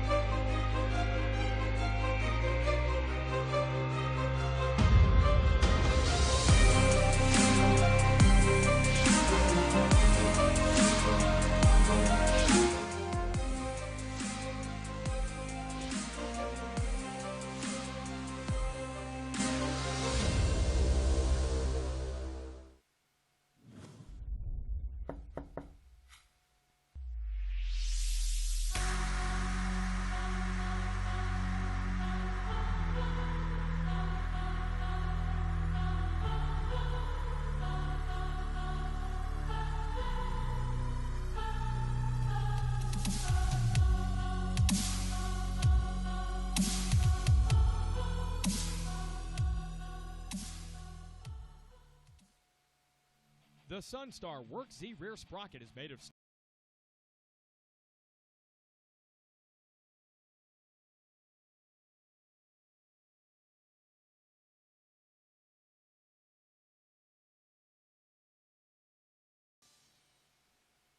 Introducing Slacker, the fastest, most accurate way to set your sag. Slacker is a digital sag scale based on measuring across the arc of the axle, so you always get the right measurement. No more second guessing. See the measurements in real time. The remote display even allows single riders to easily take their own measurements. Unleash your bike's true potential with Slacker. Log on to motool.co now. That's MOTOOL.co.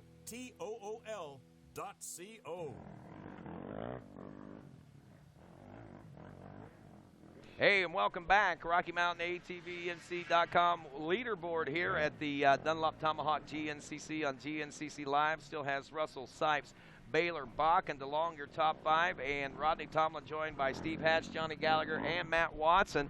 As Steve continues here, Johnny's out tracking down some information, trying to find out. We got a lot of things going on right now, Steve Hatch. One thing is Caleb Russell is leading still, but Ryan Sipes has pulled well within sight of him, right on the rear wheels is what we're hearing now. So he's caught him. We might see a little bit of a battle shaping up there. Jordan Ashburn, we hear, is down out near that 10 or 11 mile marker, so we're wanting some information on that. Daniel Milner has pulled off into the pits. Looks like some kind of an issue for him. We hear and know that now that was a rear brake issue for Thad Duvall. Jason Thomas is experiencing problems as leader of the XC2 Pro Lights class right now. His machine is running pretty sick right now. A lot of questions. Are they going to pull him in and change that air filter? Are they going to leave him out there? I would almost have to venture to say that they need to get him in there and salvage what they can, and lose. If they lose time, that's better than losing the entire race today and a lot of points because you can't get that bike back to the pits. Yeah, you know, that's exactly right, Rodney. It seems like one of those things. I was just talking to Johnny, asking him that same question. It's very perplexing to me to think that he'd go by the pits with a bike running that bad for that long and give up another, 12 miles to have to do another lap. And from what Johnny kind of said, they didn't look like they were really ready. So that's a bummer as a rider because you you want to, you're trying to tell them the whole time around, of course, as you can see these guys yelling at people. Look at this. Yeah, parking lot. Is that Duvall getting through, trying to get through there? I think so. Yep. Boy, that tree roots is raising havoc at the 3 mile mark. And, you know, wow, it does. I mean, it's deceiving. Again, there's so many things that are deceiving, even with our high-definition cameras on that racetrack out there. I mean, what we're looking at right here, Steve, on camera, looks not so bad, but that hill, if you look at it and know what it's really like, that is a rather, I don't want to say treacherous, but let's call it very challenging anyway. Yeah, you're exactly right. That's one of those things that, you know, New York doesn't have huge, 10,000 feet, mountains like out west or anything crazy, but it kind of seems flat when you look at it. I mean, it's beautiful, but it's very, very slippery, and what happens, hey, he missed it that time. He's pretty excited. See, a smart racer learns once, hopefully. But, yeah, it's one of those things. Once these roots get exposed and get broke on or slid on, they actually get slimier because they kind of drool a little bit of that slimy makes it gets worse all day long, actually. Absolutely. So I'm kind of confused that Jason didn't get to stop on that lap, but I'm sure they'll be ready for this time and get him an air filter so he can go a little bit faster. But I'm sure they'll be ready for him the next time they see him for sure. Well, as we take a look at the overall right now, we are an hour into this race right now, about 19 minutes for our leaders due back in. Caleb Russell, followed by Ryan Sipes, Grant Baylor, 1, 2, and 3 at the end of lap 2. Chris Bach was running 4th. Andrew Long was 5th. 6th in the class was Thad Duvall. He was 7th overall. As Jason Thomas, at the time, on time adjustments, was running in 6th overall. But I have to wonder if his machine is still spittering and sputtering and not getting the response out of it he's looking for. If he's not going to lose a little bit of that time and that time adjustments, when you look at it on the clock, there's only really about a 6-second difference, I think, between Duvall and Thomas on elapsed time. So all it takes is just that little bit of 6 seconds, and Duvall is back on adjusted time in the 6th place overall. Yeah, you're exactly right, Rodney. Here is a big deal, and I was kind of mentioning that with Ryan Sipes before the start of this race. Get a good start and work on just being solid. So you actually can see him right there, and it looks like maybe even Grant's right with there. So wow, they're all three nose to tail at the 5 mile marker, race fans that are listening here through the pits. Out near the 5 mile marker, not quite the halfway point of this. And Bach's not far off pace either. Something's really punched these guys back up again, and whether it could be maybe a bottleneck out there someplace, we got to remember that there's some uphills and some downhills. There's a really gnarly uphill and downhill section out near the 4.5 and 6 mile markers that are and can create some havoc, and that might be what brought these guys back together, an unseen bottleneck. Yeah, you're right, Rodney. I've walked a lot of it this morning just because I like to know where the track goes, and I guess reliving walking the track all the time. So when I get here, I grab the bottle of water and head in the woods. But, it's pretty neat. You're exactly right. And I think maybe, and I could be wrong, but I'm pretty sure with this many riders on a technical track for Caleb, you're really the first guy that's, lapping people. So sometimes that's really tough because it might take 2 or 3 seconds for him to get by a guy. And when Ryan or, somebody else behind him, Grant, comes up on him, they already realize, holy cow, the pros are here. And so it goes back over. And it goes back to what you were saying there a little bit ago about it takes me 3 seconds to get by, or it takes them 3 seconds to get by, where it takes the next guy only 1.5 seconds. That time adds up pretty quick. Really quick, even if you're a faster rider on that day, Rodney, so it's one of those things that really a stopwatch never lies, and it's one of those things also that if you realize that as a racer, you think you only are racing the track, but if you can also, try to be aggressive as you can without taking yourself or a lapper out, but you can make up that time. Those are free seconds, if you will. Yeah. But you still got to be smart, because look at these guys are bending bikes and brakes and everything else. A lot of that can happen just by hitting a lapper, and we don't want to hurt them, and they don't want to hurt us. Yeah, I know that's one of the unique things about GNCC racing is the many obstacles that you have that are constantly changing throughout the course of the race, and they're moving obstacles. Right. Unpredictable moving objects. There's only 750,000 bad tree roots and rocks on one lap, and then there's another, 400 or 500 riders that are moving that don't want you to pass them. Yeah. So, it's definitely fun. And with that many riders, that means that the track is constantly changing and changing quicker, too. I mean, you see that change, but when you multiply the riders, the change happens a lot faster. Well, that's the biggest thing for Hey, Megawatt Matt Watson is standing by down at the KR4 pits there. Steve, let's check in with him and see if we can find out what's going on. Yeah, Rodney, I give you a little bit of information earlier, but I got Fred Andrews with us. Fred, there's a little speculation that Thad was having problems with the brakes. Can you expand on that for us? Yeah, you're 100% correct. I'm not sure if he got a rock stuck up in there or something, but for some reason or other it overheated, and we had to come in and re-brake, re-bleed the line. You had to put new fluid in and, air it out. So he should be good from here on. It was a shame we were in the lead, and that, Thad was really putting his KR4 biker out there up front. But, it's a long race, and it's dusty, so a smart man's going to win this race. Hopefully we can make up a little bit of time and get ourselves back in the game. The main thing is getting some points. We need some points, so we're still going. We're still plugging along, so it's a good day. Yeah, for sure, and good luck. So not just simply a brake change, had to actually bleed the line and stuff and put new fluid in it. Yeah, correct. We put brand new fluid in it. The old fluid gets hot, so we had to put new fluid in. That regenerates everything in there, and he was good to go. Hey, and I want to ask you while I got you, can you give us a little information on Nick Davis changing out some components? Yeah, I think Nick hit something right off the starting line, and it hit his brake caliper, and it busted one of the bolts off, and then the brake caliper flipped up and got caught in the wheel, and it bent the prong on the fork, and it was just a disaster. He came back to the pits. We had to actually take a whole front end off another bike and put on his bike because we didn't have spare forks at the time to put on it. So we made the best of a bad situation that we could, and Nick's back out there, and it's a shame. This is Nick's home track, and Nick was really excited. He's got a lot of fans here, so I just want to let him, Nick's not letting you guys down. He's out there doing the best he can right now. We had a little problem, and he's not a quitter.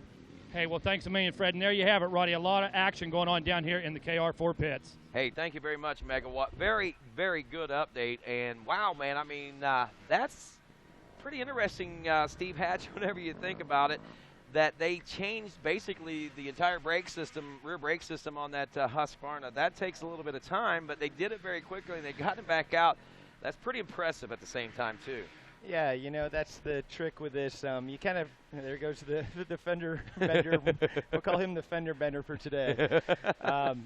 But yeah, it is. It's impressive. And if you think about it, it's just like NASCAR. You got to be prepared for anything. And KR4 and Fred Andrews have been doing this a long time, and they're very sharp as knowing what to have ready. And it's just one of those things you just have to be ready for every and all situations, and it's a bummer for Nick. I've been working with a lot this year, and he's solid and a great kid, and like Fred said, never quits and never gives up, and this is his kind of hometown track. So I know personally he's been up since 5 this morning, mountain biking the track, couldn't sleep, and excited to win today or do good. But it's one of those things that it's racing. It's good that he's got that kind of mentality and that heart for it, but it's certainly a heartbreaker for him to see that he's struggling the way that he is. But, you never know. Like Fred said, it's a long race. A lot of things can happen out there, and we never know what Nick's going to be able to pull off. But, man, a full brake system, a front end, those guys have been busy down there at KR4 today.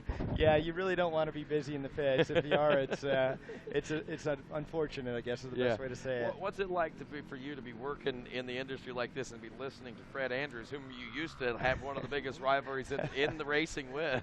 Yeah, it's pretty funny to hear us both on here, calm, cool, and collected, because as you saw, a few of the guys like Jason Thomas shaking his head and beating himself up, or being mad that his bike doesn't run. And I think that's just part of it. You have that competitive instinct, and I know you have to have that to drive yourself to be the best. I don't think even with Fred or I, or we'd race each other super hard, but we just wanted to win and be our own best. It had nothing to do with anybody else. I wanted to race the track and race it the best that Steve Hatch could every single time I threw a leg over that bike. And if I did, then that win, lose, or draw is going to Yeah, but the best I could. The flip side of that is Fred just wanted to beat you, man. That could be the case. I'm just playing.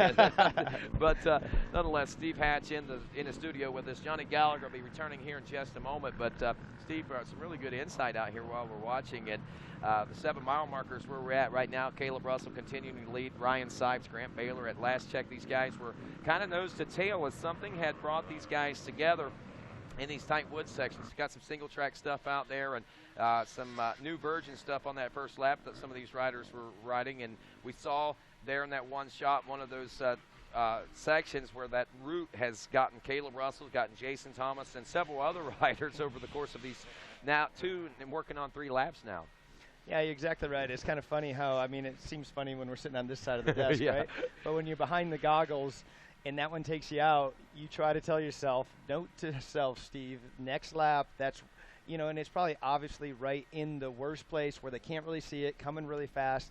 It's probably sideways in the track, and it's just going to be under braking, take their front end out. And, Wow. you know, these guys, as we both know, are all the best in the world. So Man, you have to be so focused to be racing out there. I mean, because, like you say, I mean, there's so many little things, and over a course of a 12-mile racetrack, there's a lot of things going on out there, and a lot of things changing from lap to lap. I'm sure you can look at something and say, okay, that's starting to get bad. It's going to be really bad by the time I get around here the next lap. So and to remember that 30 minutes later is pretty remarkable if you think about it. Yeah, you know, everybody just kind of that doesn't understand all the best. Like you see Caleb there, I think. You see these riders and the. I don't know. I saw that. I believe Grant Baylor may be out in the lead. He is. Yes. There is Caleb Russell in the number 2 spot. We're out near the 7 mile marker. And that is Bach now up to the number 3 spot, right on Caleb Russell's wheel. And there's Ryan Sipes in 4th. Wow. We've got ourselves a barn burner as we are just an hour and 15 minutes into this one, man. And it's still a little early to call a barn burner, Steve. But wow, this one's heating up. This is a barn burner, Rodney. Love it. Love it. This is what racing's all about. You know, and it looks like fun. Somebody's barn's on fire. You can't even see out in the field out there. Very well could be. We wouldn't know.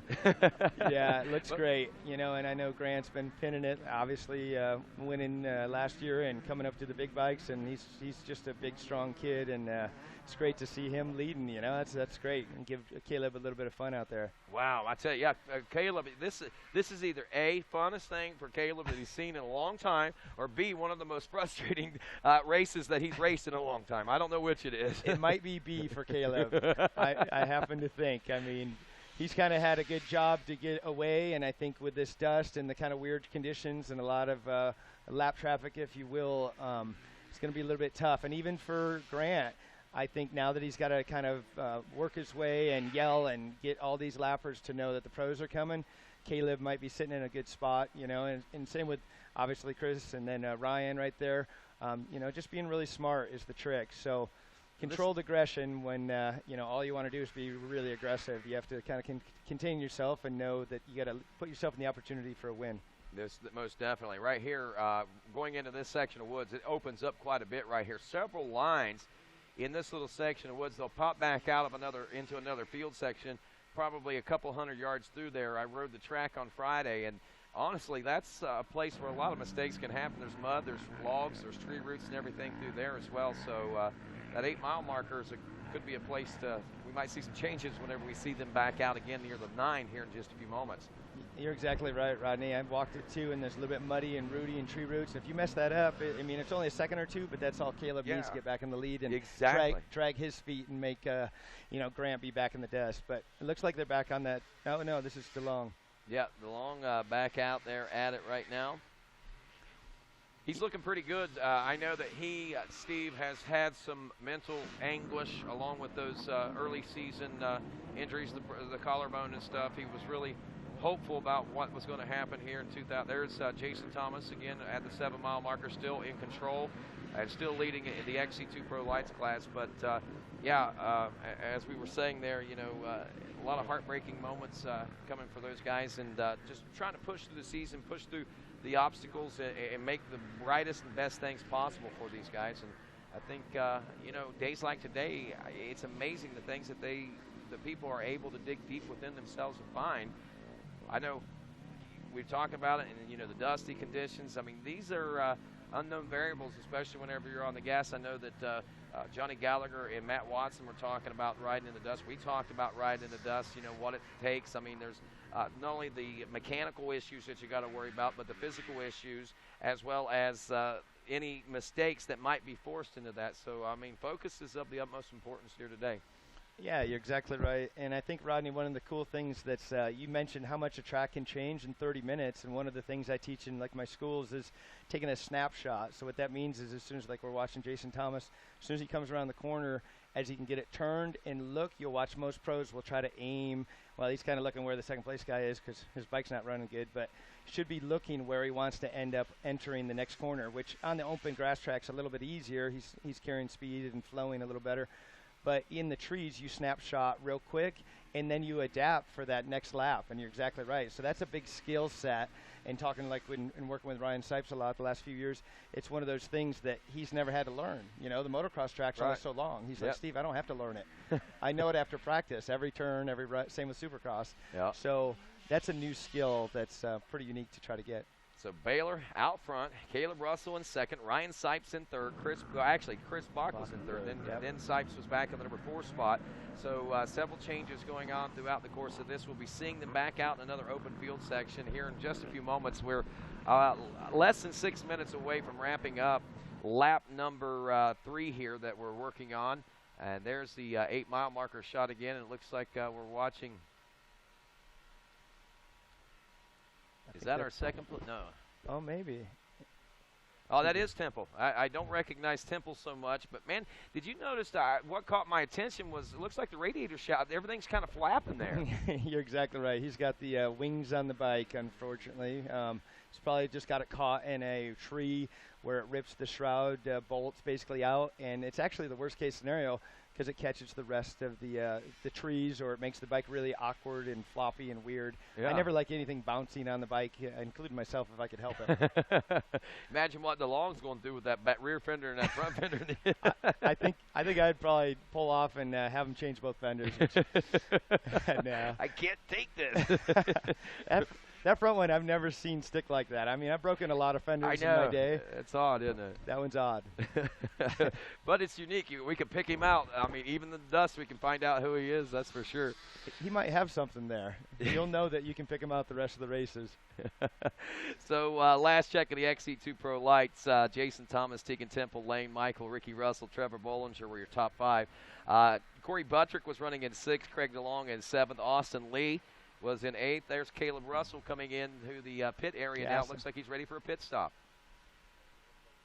And he's still holding down the number 1 position that time.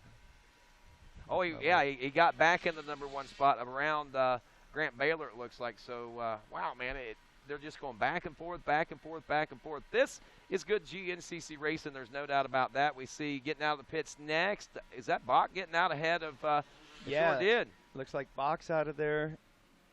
And Ryan Sipes is just getting out of there. So Baylor actually back in the number 3 spot. And I believe that Bach is 2nd and Ryan Sipes leaving in the number 4 spot again, if I'm not mistaken.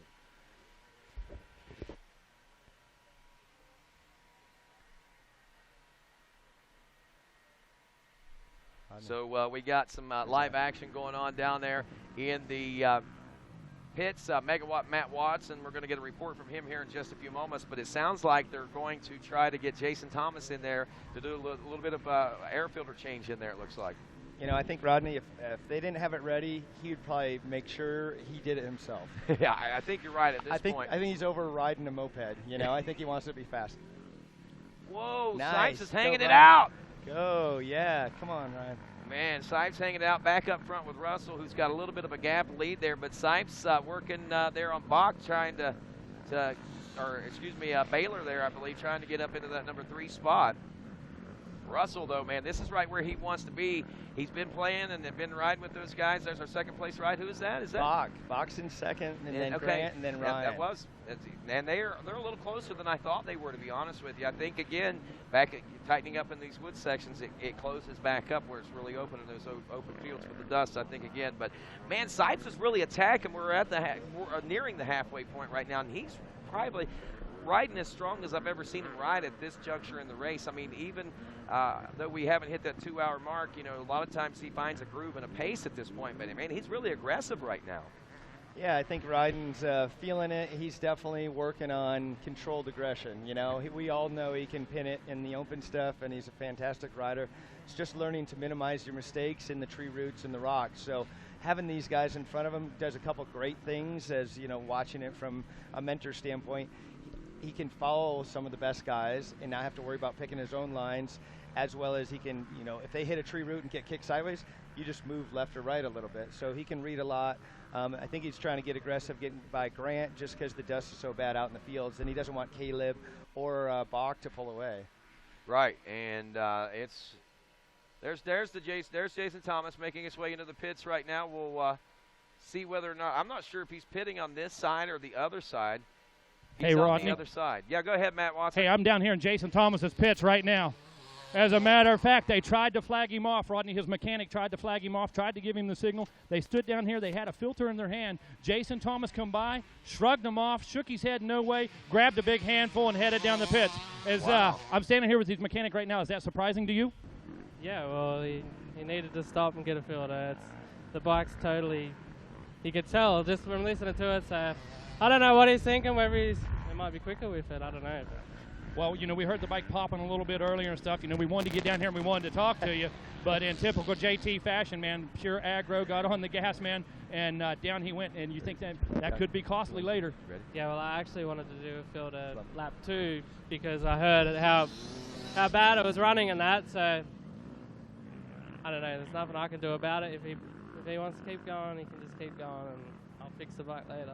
We're going to do what the boss says, that's for sure. Hey, there you have it, Rodney. So Jason Thomas declines a new filter. Was going to get a new filter last lap, but in typical JT fashion, back on the gas. Well, the good thing about it is I believe his mechanic was as astonished as what we were, Steve Hatch, with that decision. You're exactly right. We were both looking at each other, shaking our head, going, well, I guess if he can ride it with it sputtering, and obviously he thinks it's not that slow, and he's still in first, so well, there you go. Why change a sputtering thing? Well, Steve, yeah, and you know something? He hasn't even fueled yet either. Wow, man, he's really pushing some envelopes. He must really have a big game plan or must not be thinking one. I don't know what's going on. One or both. One or both, exactly. Steve, I want to thank you for being in here with us today. Steve Hatch, a former GNCC great, now racing mentor, and if folks want to keep up with you, stevehatch.com? Yeah, stevehatchracing.com, Rodney, and thanks for having me, and it's great to be back and seeing everybody in the GNCCs. Man, we're glad to have you back. Welcome back to the nation, brother. Thank you. That's Steve Hatch, and we're joined back in here again by one Johnny Gallagher, as Johnny's been out gathering some intel during this entire time, and I know that Johnny, you know, oftentimes just wants to know what's going on, and this was a perfect opportunity, especially today, Johnny, finding out what's going on, because there's a lot going on out there right now. Yeah, you know, Rodney, the pits are all abuzz right now with so many things happening. I mean, we've got these lead changes going on. We've got this lead group just absolutely mixing it up, shredding through, putting in some incredibly fast laps right now. The excitement is palpable. You can feel it in the air. Obviously, we had some unfortunate breaks for Thad Duvall. Obviously, we had Megawatt catch up with the KR4 pits and get an update on that. Also, on my way back from the start, I forgot to mention I did see Nick Davis in the pits. We got an update on that. We do have Daniel Milner in the pits, now Jordan Ashburn in the pits. He's done for the day after a crash. So, unfortunately, this rough, rugged track here in New York at the Tomahawk is really taking its toll on both our XC1 and XC2 classes. But these guys are just pushing the pace so hard.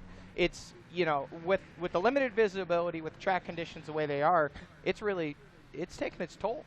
It is, and you know, these guys have got to push it this hard if they intend to be in it to win it or in it at all, because it is really, I mean, obviously they're going to have to do something, because what's been going on before hasn't been working. So these guys are going at it right from the get-go. These last two races in the mud at Indiana and today, I just can't believe in this dust how hard these guys are pushing it. As we have wrapped up lap number 3, Johnny. We're an hour and 28 minutes into this. Caleb Russell leading Chris Bach by 9.3 seconds. Grant Baylor another 7 seconds back in third.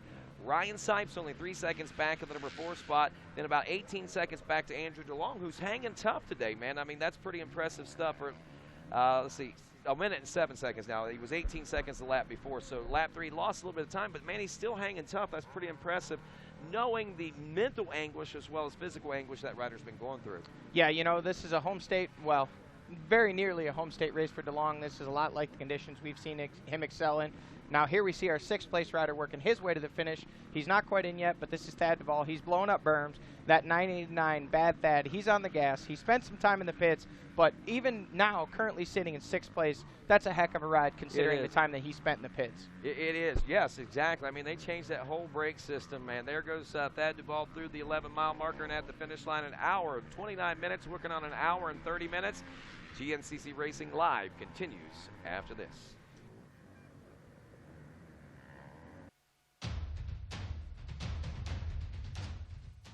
Any engine, any season. At home, at the track, or on the trail. AMSOIL for any engine.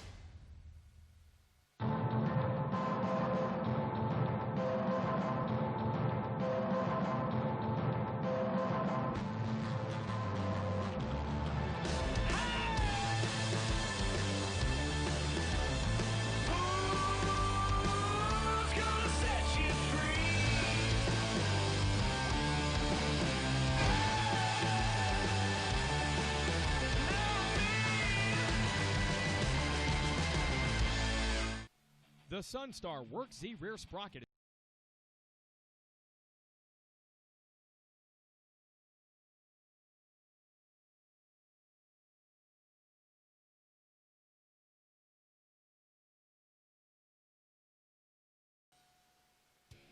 Scott's Performance, the only steering dampener with 21 Baja 1000 overall victories, introduces the new Scott's rubber submount.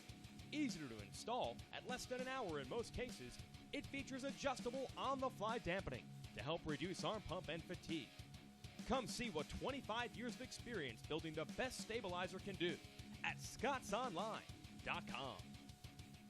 Do you love racing? All kinds of racing? How about pro motocross?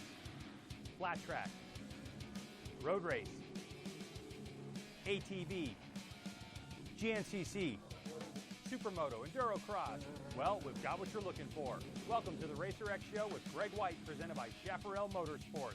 New every Tuesday on RacerTV.com. This Racer TV live broadcast is brought to you by AMSOIL, the first in synthetics.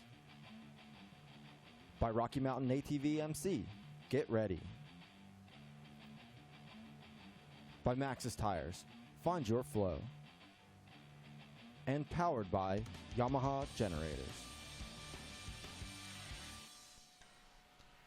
And welcome back to GNCC Live. Rodney Tomlin along with Johnny Gallagher and Megawatt Matt Watson as we bring you coverage of this Dunlop Tomahawk GNCC. Our Rocky Mountain ATVMC leaderboard tells us Caleb Russell, Chris Bach, Grant Baylor, Ryan Sipes, and Aaron DeLong.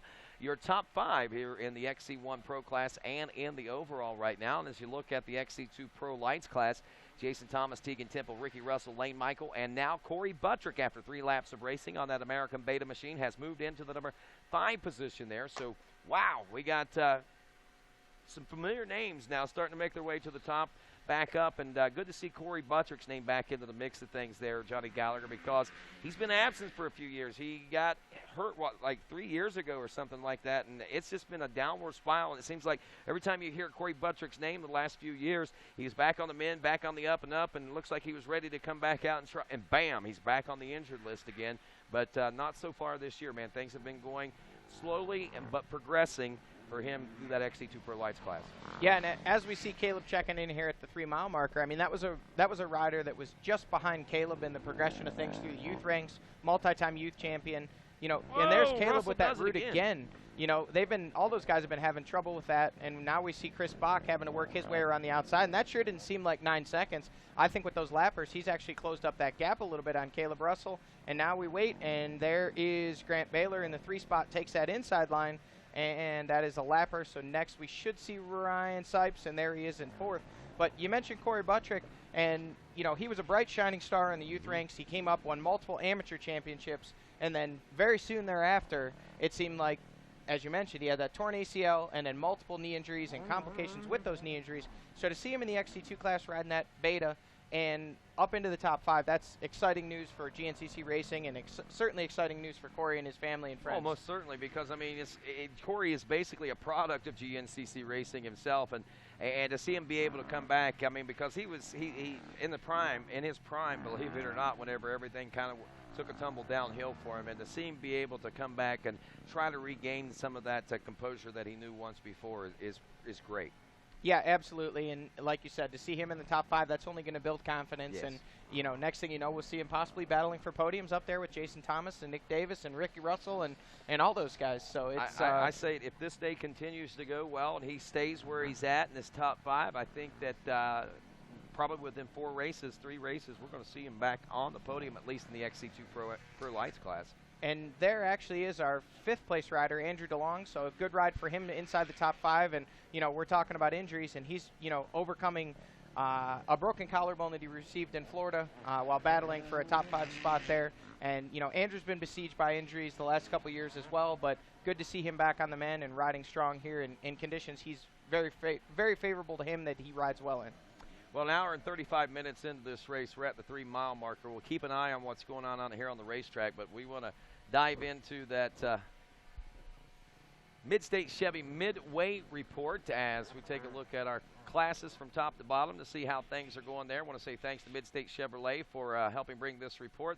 They stack them deep and sell them cheap, located there off Interstate 79 in the heart of West Virginia at the Flatwoods exit. And so be sure and check them out, midstatechevrolet.com on the World Wide Web. And as we take a look at this, Chris Bach running 2nd place now behind Caleb Russell. As we take a look at the XC1 Pro standings, it was a 9-second gap, but as we watched in the woods there a few moments ago, and as Johnny Gallagher had pointed, and there's Thad Duvall. Johnny, what's going on with Thad right there, man? You know what, Rodney? That's that very same route. We saw Caleb struggle on that. We saw Jason Thomas go down earlier. That route is just at a terrible angle, and it's incredibly slick. You know, it's white. That means that all the coating is gone off the root, and there's that water that comes up outside the root. That's how the tree gets its nutrients, but when you take that coating off it, it's incredibly slick for the rubber of a motorcycle tire. Thad Duvall just washed his front end, hit the deck, had to pick that thing up. Still carrying on in the 6th place position, but, you know, he's pushing hard trying to make up time. Unfortunately, when you're pushing that hard, sometimes you make those mistakes. Most certainly do, and it's okay because he's got up calmly, coolly, collectively, didn't lose any composure and got right back on it. And tip-overs, that's kind of, I guess, not necessarily traditional, but it's kind of a given out there, even for Caleb Russell. You know, even though we don't get to see it a lot, we hear of it. He speaks of going down in little places like this quite often. Yeah, you know, actually last weekend, or 2 weekends ago in Indiana, we got to see Caleb, I shouldn't say we got to, we unfortunately got to see Caleb go down on camera and actually lose the lead momentarily to Grant Baylor in a rooty section just like that. Mm-hmm. So, you know, even the best of the best, when the roots are that slick, it's just hard to keep that thing upright. But like you said, Rodney, it's all about keeping your composure, getting that machine uprighted, refired, and off on the way. And, you know, Thad Duvall did a great job of it there. Yep, and we're going to look right back into this Mid-State Chevy report now, Johnny, as there's Caleb Russell back out at the 5-mile marker. And look at this. Is that Bach right? I hate to keep stealing away, but that's a 3-way shootout, 4-way shootout it looks like, 3-way shootout anyway. Russell, Bach, and Baylor nose to tail at the 5-mile marker. Yeah, you know, those guys are nose to tail, and you know, Rodney, we try and be unbiased about this, but I'm pretty excited right now. You know, Chris Bach's had some good rides so far this year, but I'm kind of, there's Sipes. I was just going to comment that it seemed he'd lost some time. But again, we see those lappers that these guys are thickly working their way through, and as we can see, there's a lot of single track. But to see Bach up in there, pushing on the back at Caleb Russell, this late in the race, an hour and 40 minutes in, I had the opportunity when I was over there getting a pit update. I'm not going to lie, I snuck away. I went over to Chris's pit, and when he came in, I talked to him there for a few moments, and as Johnny Campbell, his team manager, said, hey, nobody else is going to say anything, just you talk to him. So I told him, I said, hey, buddy, that guy passing you on the left right now, that's Caleb Russell. You want to win a race? Go catch him and pass him. And he just said, see. And that's kind of a text thing we do back and forth. When he agrees with what you're saying, it's just see. So he knows what he's got to do. He's going to go. He's going to charge through the through the dust and try and get himself a win, and if not, even to land on the podium in these conditions would be a phenomenal ride for any of these guys. That's awesome, man. I can see why your heart is into this one like that, man, and that's going to be pretty cool to see how this one all pans out, Johnny, and I'm glad you got the chance to do that, man. That might have been the inspiration that Chris Bach was looking for out there. But Russell Bach, Baylor, Sipes, and DeLong are your top 5 there in the XC1 Pro class. Then, of course, we've got 6th place Thad Duvall. Takeshi Koiketa running a strong race in 7th place today. The former Japanese cross-country champion. Chris Douglas is 8th. Adam Badnor in 9th. Jordan Ashburn is listed as in 10th place, but out of the race due to injury. Josh Strang, by the way, is out of the race. Daniel Milner out of the race as well. So we've actually got Strang, Milner, and Ashburn, all 3 out in the XC1 Pro class. XC2 Pro Lights, Jason Thomas at last check was leading Tegan Temple by 1 minute and 6 seconds. Ricky Russell was 51 seconds behind Temple. And it looks like Lane Michael was running 4th aboard the number 16. Corey Buttrick was 5th. Trevor Bollinger, the 118, now up to the number 6 spot as Craig DeLong is back into the number 7 position. 8th spot, Austin Lee, the 1, 2, 3. Mike Witkowski is 9th place aboard the 282. And Ryan Lojak, the 301, rounds out your top 10. Open A class, Dallas Micah leading out of Berkshire, New York, the 502 machine. Minute 35-second lead over Dual Murphy. Murphy on the 494 out of Huntington, Indiana. The 375 machine. Grant Marriott out of Ulster, Pennsylvania is 3rd. 4th place, the number 30 Zach Hayes. In the number 5 spot, Zach Dodson, as he rounds out the top 5 in the Open 8. Let's go ahead and give you the top 10 in this class. Stuart Fish, Ben Parsons in 7th. Nathan Thornhill, Josh Brown, and Dylan Rash rounds out the top 10. 258 class, Anthony Stone, Caleb Ward, 1 and 2, about 49 seconds separating those guys. Vance Francis is 3rd, Alex Teagarden in 4th, and looks like Thorne Devlin is 5th. And Jonathan Johnson, Mason Atherton, Kyle Davis, JoJo Bowden, and Sean Benhart round out your top 10. 208 class, Chris Vendetti leading Michael Pillar by about 50 seconds, the number 42. Pillar has about a 46-second lead over Kyle Tino, the 364, in 3rd. 4th place is Brandon Hayes, the 549, and 5th place, Anthony Howell. In the 4-stroke A lights class, Jake Froman, the 862 out of Linville, Indiana, is leading your 2nd place ride, the 421 of Tyler Braniff. Braniff then has about a 2-second lead over Braxton McGee. And looking at the lap times right there, it looks like Braniff had just made the pass coming into the finish line, but McGee is still within sight, so this ought to be interesting to see this battle unfold. Brady Myers running in 4th, Tristan Landrum rounding out your top 5. Landrum, by the way, got the whole shot in this class. Junior A, B, 25-plus class, Aaron Coxon. He's leading on the 440, 1 minute and 38 seconds over Joseph McCarty, who has a 3-minute lead over 3rd place, the 467 of Adam Clark. 4th place, the 718 of Eric Breitmeyer. 5th place, the 263 of Jordan Overfield. Now to the Bet A30-plus class, Joe Marsh leading. He is about a 16-second lead over the 469 after 2 laps of racing over Craig Volkemer. The 377 of Brandon Duval is running in the number 3 spot. 4th place, Alexander Legault. And 5th place, the 277, Jesse Arsenal. In the Senior A40-plus class, Wayne Grinowicz is running in the number 1 spot. A minute and 31-second lead over Frank Messina with Billy Schlag, the 410 running back in 3rd. Bill Atkinson in 4th. And Edgar Davis, the 452, rounding out your top 5. Open B, Joel Coronado leading. Minute and 37 seconds over Dustin Stanley. Got some big gaps out there. I think the dust is affording a lot of that. Bill Zavindi is in 3rd place aboard the 290. Ryan McManus, the 519, whose name I haven't read in a while, running in the number 4 spot. Jared Sobo rounding out the top 5 aboard the 459. 250B class, Brewer Cawley leading Devin Byer. About 53 seconds separating those two as Mike Miller, the number 225, runs in 3rd. Connor Keegan in 4th. And Kobe Beggart rounds out your top 5. In the 200B class, Parker Jones out front. Cameron Sisk, 1 minute and 27 seconds. Sisk is out in front of Caleb Williams. Williams actually grabbed that whole shot today and was hoping to be able to grab a second consecutive win right now. He's got a little work cut out for him, but don't count him out. Zachary Hugo in 4th place aboard the 105, and Jordan Purvis rounds out the top 5. And that's the 200B class. 4-stroke B lights class says Regis Calfo leading Trey Jefferson by 36 seconds now. Drew Bolton in the number 3 spot. 4th place is Zach Beverly, and 5th place is Michael Tetlow. Bet B class, And Jeremy Dexter leading one Herders. Those guys only 2.7 seconds apart. That's a tight one, it looks like, between those two. Doug Quigley, the 380, is running third. Robert Lightfeld is running fourth aboard the 155. And Scott Dowland rounds out your top 5. And our final class we take a look at in our Mid-State Chevy Midway Report, Robert Cornish leading the Senior B40 Plus class. Scott Campbell about a minute and 21 seconds back. That's kind of a tradition in that first and second spot today, it seems like, with the dust. Charles Altimus is running in the number 3 spot. Michael Beckett is fourth, and Mike Cockman rounds out the top 5 in that Senior B40 Plus class. As we pick the action back up here, we are on lap number 4 of this Dunlop Racing Tomahawk GNCC. Rodney Tomlin along with Johnny Gallagher, Matt Watson out and about, and we're joined in studio now by one Lonnie Park, who is one of my favorite country music singers now. I got to tell you that right now. Lonnie, welcome to RacerTV.com. And a lot of you folks may know Lonnie Park, and we're hearing our producer singing in the background, Digging in the Dirt. Right. He was from the band Big 10-Man Push a few years ago, and you guys did a lot of touring with the GNCC and all over the nation with the national motocross scene, man. I mean, you guys, you got a lot of roots in motorcycle racing. Steve Hatch and Rodney Smith being brother-in-laws to you and so forth. I mean, you got a lot of roots here, and being from the great state of New York, you couldn't pass this one up, I guess. Oh, my goodness. You guys finally came close to me. We've been chasing you guys around the country for years, and it's very cool. You guys are within an hour of my home, so I had to come out and support motocross. That's great, man, and we're glad to have you guys out here, and well, you in particular, because you're a one-man show nowadays. I know 10-Man Push was the big band. I think you guys are still doing some shows, but you kind of switched genres on us, man. Now you just released a country album, I understand. Absolutely, yep.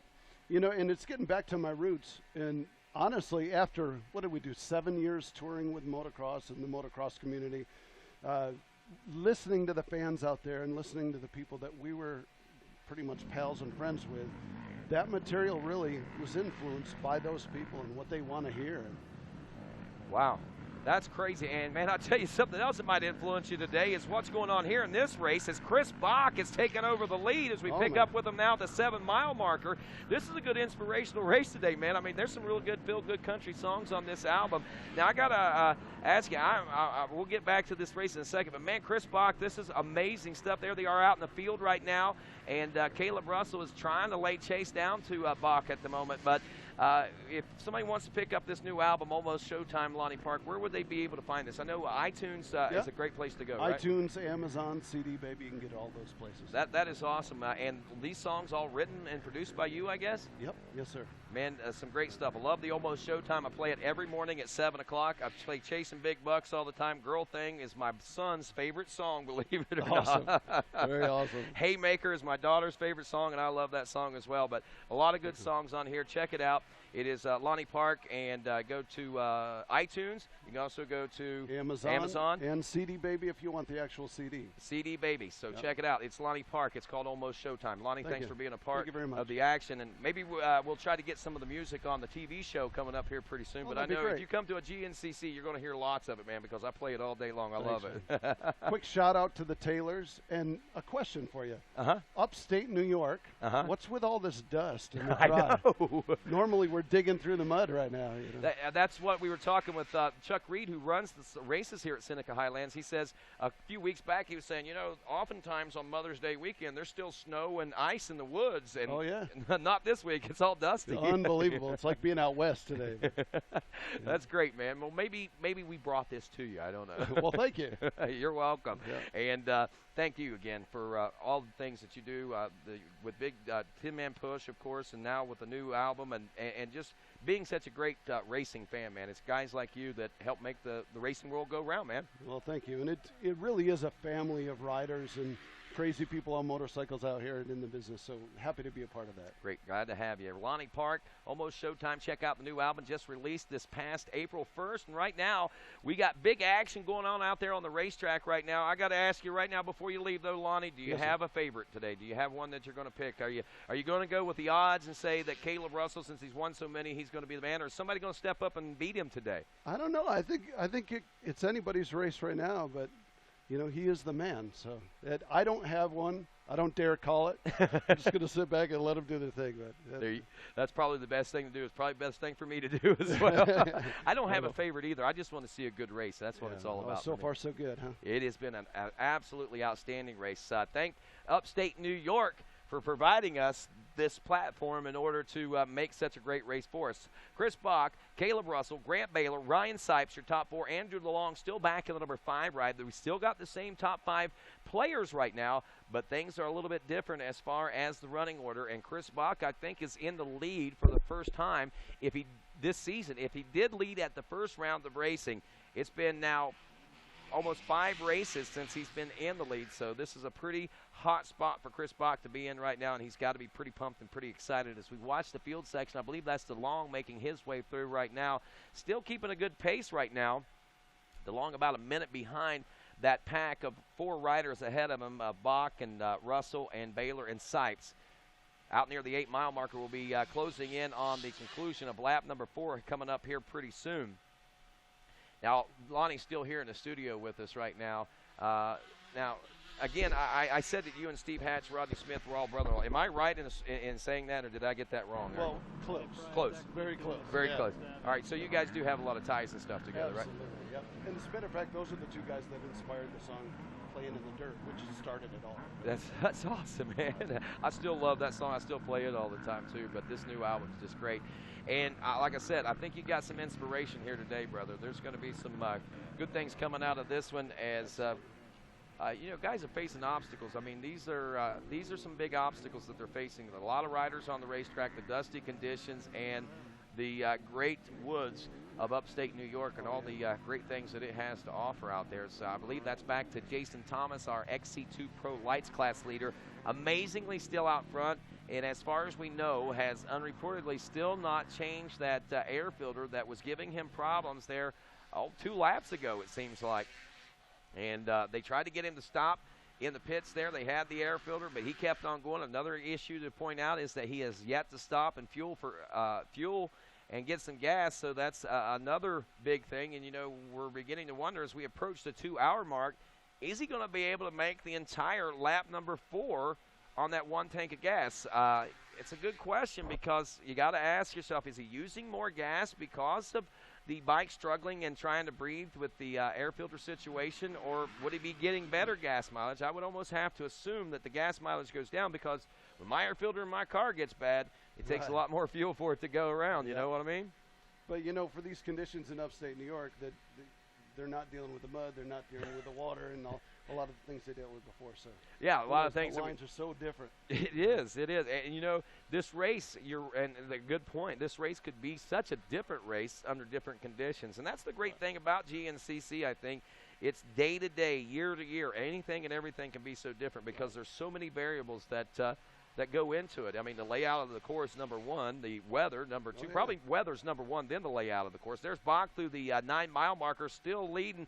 And you see the big arms stretched out. There's Johnny Gallagher down there in the pits. He's playing race fan today. There is Caleb Russell back to the number 2 spot. Johnny is psyched up right now for his buddy. And, you know, like he said, he don't like to play favorites or anything like that. But he is really good friends with Chris Bach, and it's hard not to be excited for your buddy when he's doing well. Of course, man. That's great. Now, let me ask you this while we're here and we're waiting for some more guys to go through. Are you doing any shows right now? When do you go on tour? Just did a show last night in upstate New York, and in a week I go to L.A. and play a show at the Nokia, and then coming back doing a show in Indiana, and then headed to Nashville to do some writing. Wow. Do it. So you're California, Indiana, Nashville. So I mean, you got yourself a pretty good schedule laid out here pretty soon. Oh yeah, it's going to be real busy. That's great, nice. man. In the studio all the time too, so always working at it. That's awesome. Lonnie Park again, almost showtime. His new CD and almost showtime for this guy right here, man. It's a big showtime for Chris Bach as we approach the 2-hour mark here. 1 hour and 52 minutes into this race, working on 1 hour and 53 minutes, and big things are happening in the GNCC Racing Nation today, and this track has changed so much through this section of since the beginning of this race. There goes Russell through again, still in the number 2 position as he continues to lay chase. Now the big question is, how far back is Grant Baylor back in that number 3 position? Ryan Sipes is now in 3rd, so how far back is Ryan Sipes now in the number 3 position, I guess is the question. Then Grant Baylor must have dropped back to at least, 4th place? I don't think he's gone back any further than that right now. There's a big gap back to the number 5 position. So one has to wonder, but again, I think dust and And there's Ryan Sipes riding in podium position here at the 2-hour mark.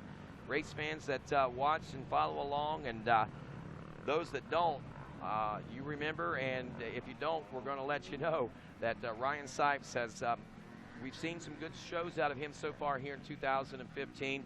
The one thing that we have noted and talked about, and something that he knows has been his weak point, has been this third and final hour that we're approaching right now. But each race, it seems like he has gotten stronger and stronger, and I gotta tend to wonder if maybe he's found the right combination with things today, and whether or not he's going to land up on the box. And that's a place that he has been before, but it's a rare place that he's been able to see so far as a GNCC racer. And if he continues to ride like he is today, he might put himself in a position to be back up there again. And if that's the case, that confidence level is going to be up there, and we're probably going to see Ryan a lot more in the future. Well, I'm looking forward to that. He looks real good today.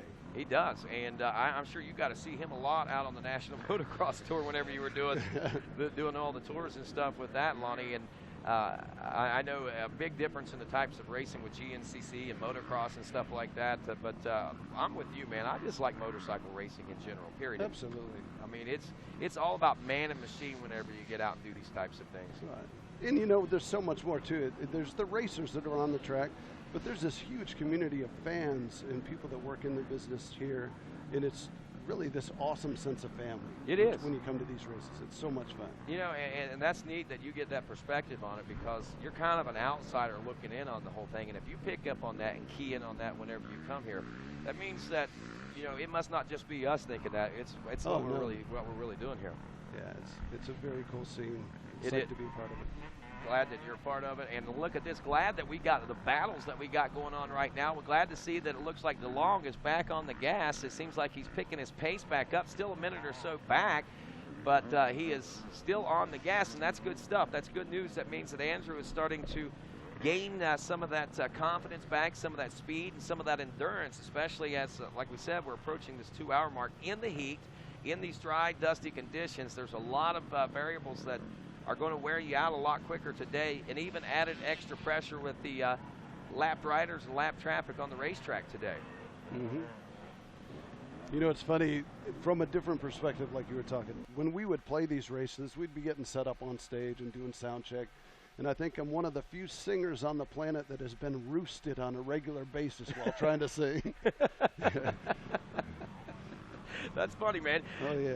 But I guarantee you, we wouldn't change it for the world. I mean, venues like this have got to be exciting to race. And look, and speaking, I mean, not race, but play in. But this guy's playing in this venue, and he's got to be super excited. Chris Bach checking in. He gets the 2-lap board. 4 laps are down now, my friends. Oh, yeah. Do we have another possible shakeup going on today, or possible shakeup, what I called there just a couple of weeks ago, you know, a game changer? Are we looking at a game changer here today in upstate New York? Well, I'll tell you what, if Chris Bach has anything to say about it right now, the game has just been changed, and he hopes to keep it that way. Caleb Russell checking in 6.3 seconds back in the number 2 spot. Here's the big question. What are we looking at back as far as 3rd place, 4th place with Grant Baylor and Ryan Sipes? Sipes was running in the number 3 position at last check. Baylor had dropped at least to the number 4 spot, and how far back I wasn't quite sure, but here comes Sipes in now at the finish line region, and it's looking like he might be a good 30-40 seconds behind these guys. But the important thing is that he is in podium contention. He's riding strong and riding well today, 47 seconds, and he appears to have a little bit of a gap behind him and the 4th place ride. The only thing is, it's not as big a gap as what we thought, 7.5 seconds. 29.57 lap time that time around for Grant Baylor, a 29.46 for Ryan Sipes. Here's something to point out, man. Baylor gets faster as the race goes on. We saw him do just that at Indiana a couple of weeks ago, but is that the case today? He got out and got that full sprint speed today. The conditions are different. It's warmer. Obviously, that's going to play into fatigue a little bit quicker, and the conditions with the dust are making it tougher to breathe. And as Steve Hatch was saying, it's like putting a piece of duct tape over your mouth and trying to run up a hill. It kind of makes it tougher to keep going. So, you know, between he and even the machine maybe suffering from some of that dust, you know, you got to wonder what the big questions are there. Or will he be able to dig deep in those last 2 laps and challenge again for a podium position finish? We'll just have to wait and see. Well, I'll tell you what, right now we are an hour and 58.5 minutes into this race. Lonnie Park, I want to say thanks to you for joining us. Again, almost showtime. Check it out on iTunes. Johnny Gallagher will be rejoining us. We'll also be catching up with Megawatt Matt Watson, and GNCC Live continues here from the Tomahawk after this.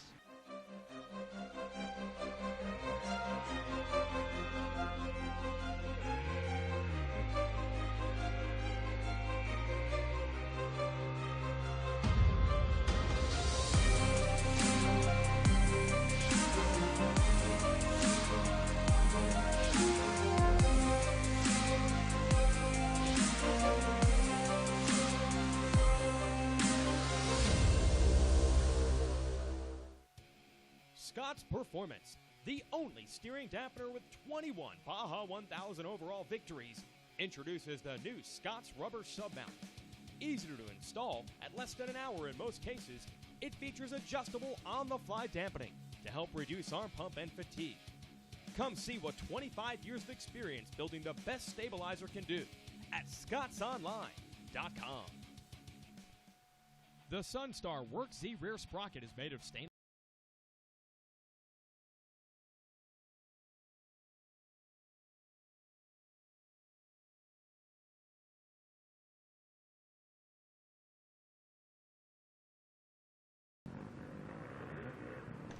And welcome back to GNCC Live. Rodney Thompson along with Johnny Gallagher, Megawatt Matt Watson now as we are on lap 5. 2 hours now into this race.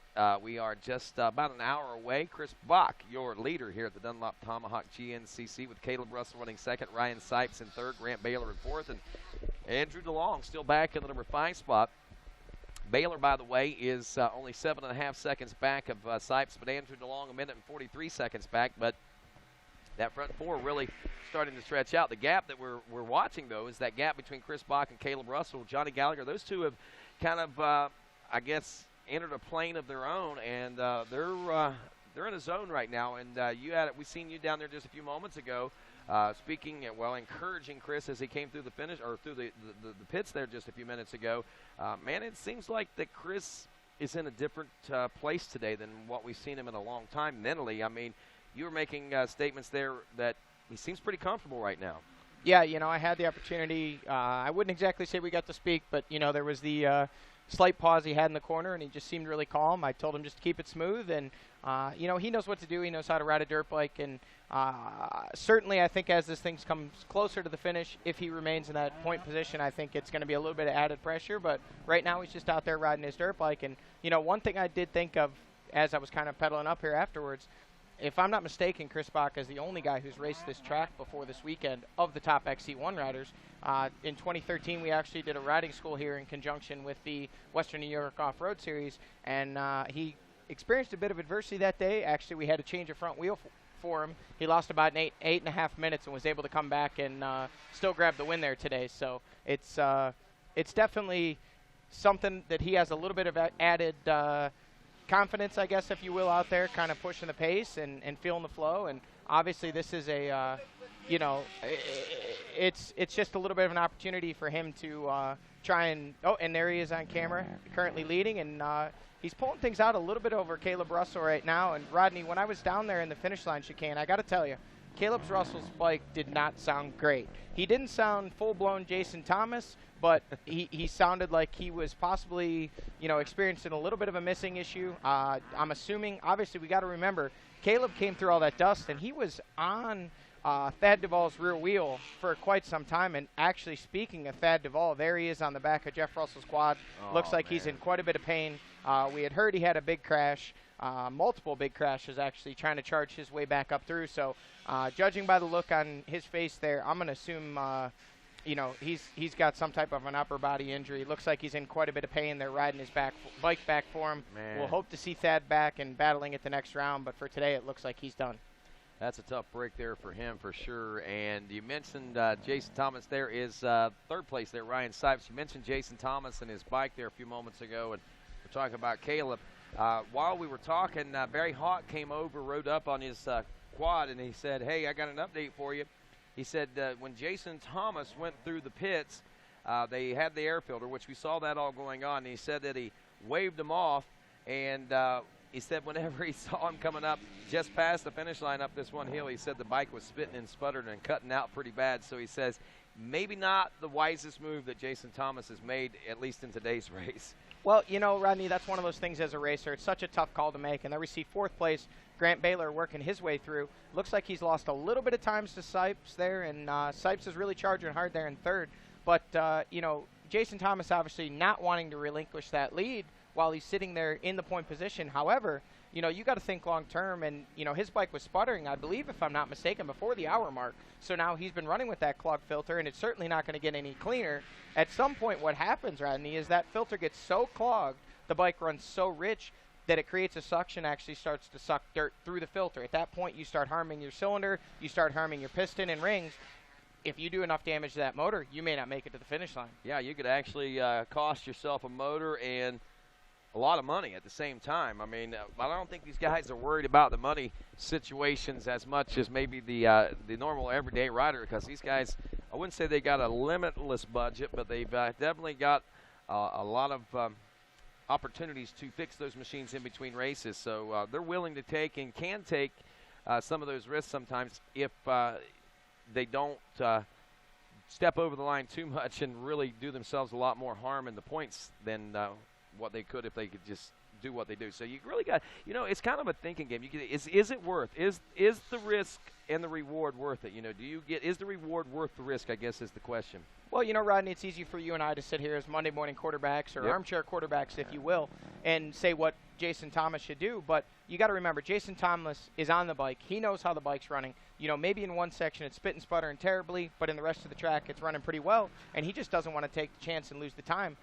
But at the same time, it's easy for us to say, again, on Monday morning, if Jason Thomas does experience an issue and loses a number of positions, or worse yet, we won't even talk about that, you know, and loses valuable points, then obviously it's easy to say, well, you should have spent the 2 minutes in the pits, changed that air filter, or less than 2 minutes, and got back out on the track and still been in a podium position or possibly still win the race.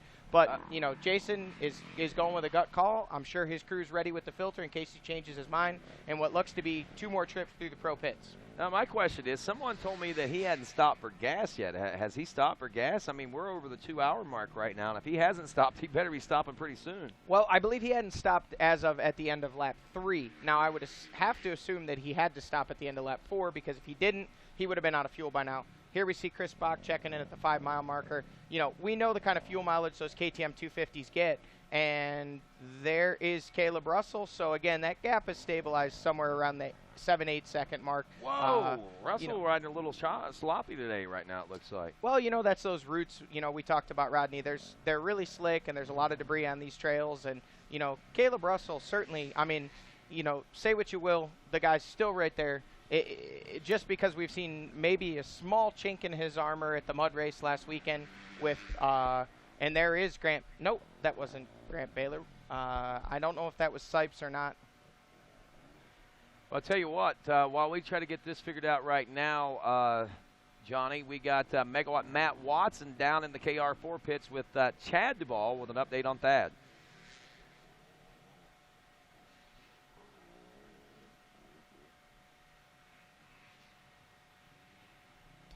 Rodney, there is, just to break in quick here, I know Matt's ready. That is Ryan Sipes, our 3rd-place rider, checking by the 5-mile marker. So now we've seen the top 3. Oh, and if you saw Ryan Sipes back end really kick out there on that route, you know, again, that shows just how technical these trails are. And I believe Matt is now ready with that update. Sorry, so many bikes going by, guys. I'm sorry I couldn't hear you real well. Hey, Thad is obviously in a lot of pain, Chad. I know he's a tough guy, but I see a lot of swelling and bruising on the back. Can you tell us where we're at? I just said he went in the corner pretty hard, checked up on the brakes, and our brakes faded away again there today. It's just so hot and they're going so fast that brake fading out. But he said he hit his head pretty good in his back, so he's hurting pretty good. But you know, we'll endeavor through it and see what happens. Hey man, thanks a million. I'll let you get back to Thad. I appreciate it. Thank you so much. There you have it, Rodney, from the KR4 pits. All right, thanks a lot, Matt Watson, and that makes kind of a little bit of sense. I was thinking to myself, you know, Thad, in a situation, you know, maybe was pushing the envelope again, but I'd forgotten they actually had to go in and replace that brake system. So if he toasted some brakes early in the race, pushing from where he was that time, it's a good likelihood that he might have roasted another set of brakes and that could cause an accident to occur. And, man, that's tough. That's tough for Thad because it seems like every time he gets the ball rolling, something like this happens. Hopefully it's not a major issue, and he will be back the next round and bad as ever. Yeah, you know, that's really unfortunate, Rodney. We hate to see any of these guys hit the deck, especially, you know, when they go down so hard that they're not able to leave under their own power. But it didn't appear that Thad was seriously hurt. I mean, obviously not well enough to continue with the race today, but we'll hope that he can heal up in the next 2 weeks and be ready to go for Masontown, which is a hometown race for Thad in just 2 weeks from now. But, you know, you were talking about those brake issues, and it's not actually the pads that have the issue. What happens is the brake fluid itself actually boils. Oh, okay. So when you get so much heat into the caliper, when you're using those brakes, and, you know, on a track like this, it's slick, and a lot of guys will, as we see our 5th place rider, Andrew DeLong, as he checks in at the 5-mile marker, what happens is as you drag your foot on those brakes and you keep those pads closed on the road, it creates friction. Well, that friction transfers heat back through the caliper and will actually boil the brake fluid. So what we'll do is we'll run a brake fluid with a higher boiling point than what the standard brake fluid is. But at some point, if you're riding those brakes enough, you're riding aggressively. We know Thad is incredibly aggressive, especially when he gets on the charge. And, you know, the hot temperatures today certainly not doing anything to help that cause. But once they get over a certain point, they just start boiling, and at that point, there's really nothing you can do. Once that fluid has boiled, you can change it out, you can bleed it, you can do everything in the world, but once things have gotten that hot, you need a complete flush of the system to bring those brakes back to 100%. Well, I tell you right now, as we look out and around, Johnny, a beautiful day. It is hot. The sunshine was bright this morning and still rather bright, but we're noticing that the clouds are starting to thicken and is starting to get a little more overcast. And as we look to the north, we can see that there's some rain showers off in the distance, and as we look at the radar, that's exactly what we're seeing.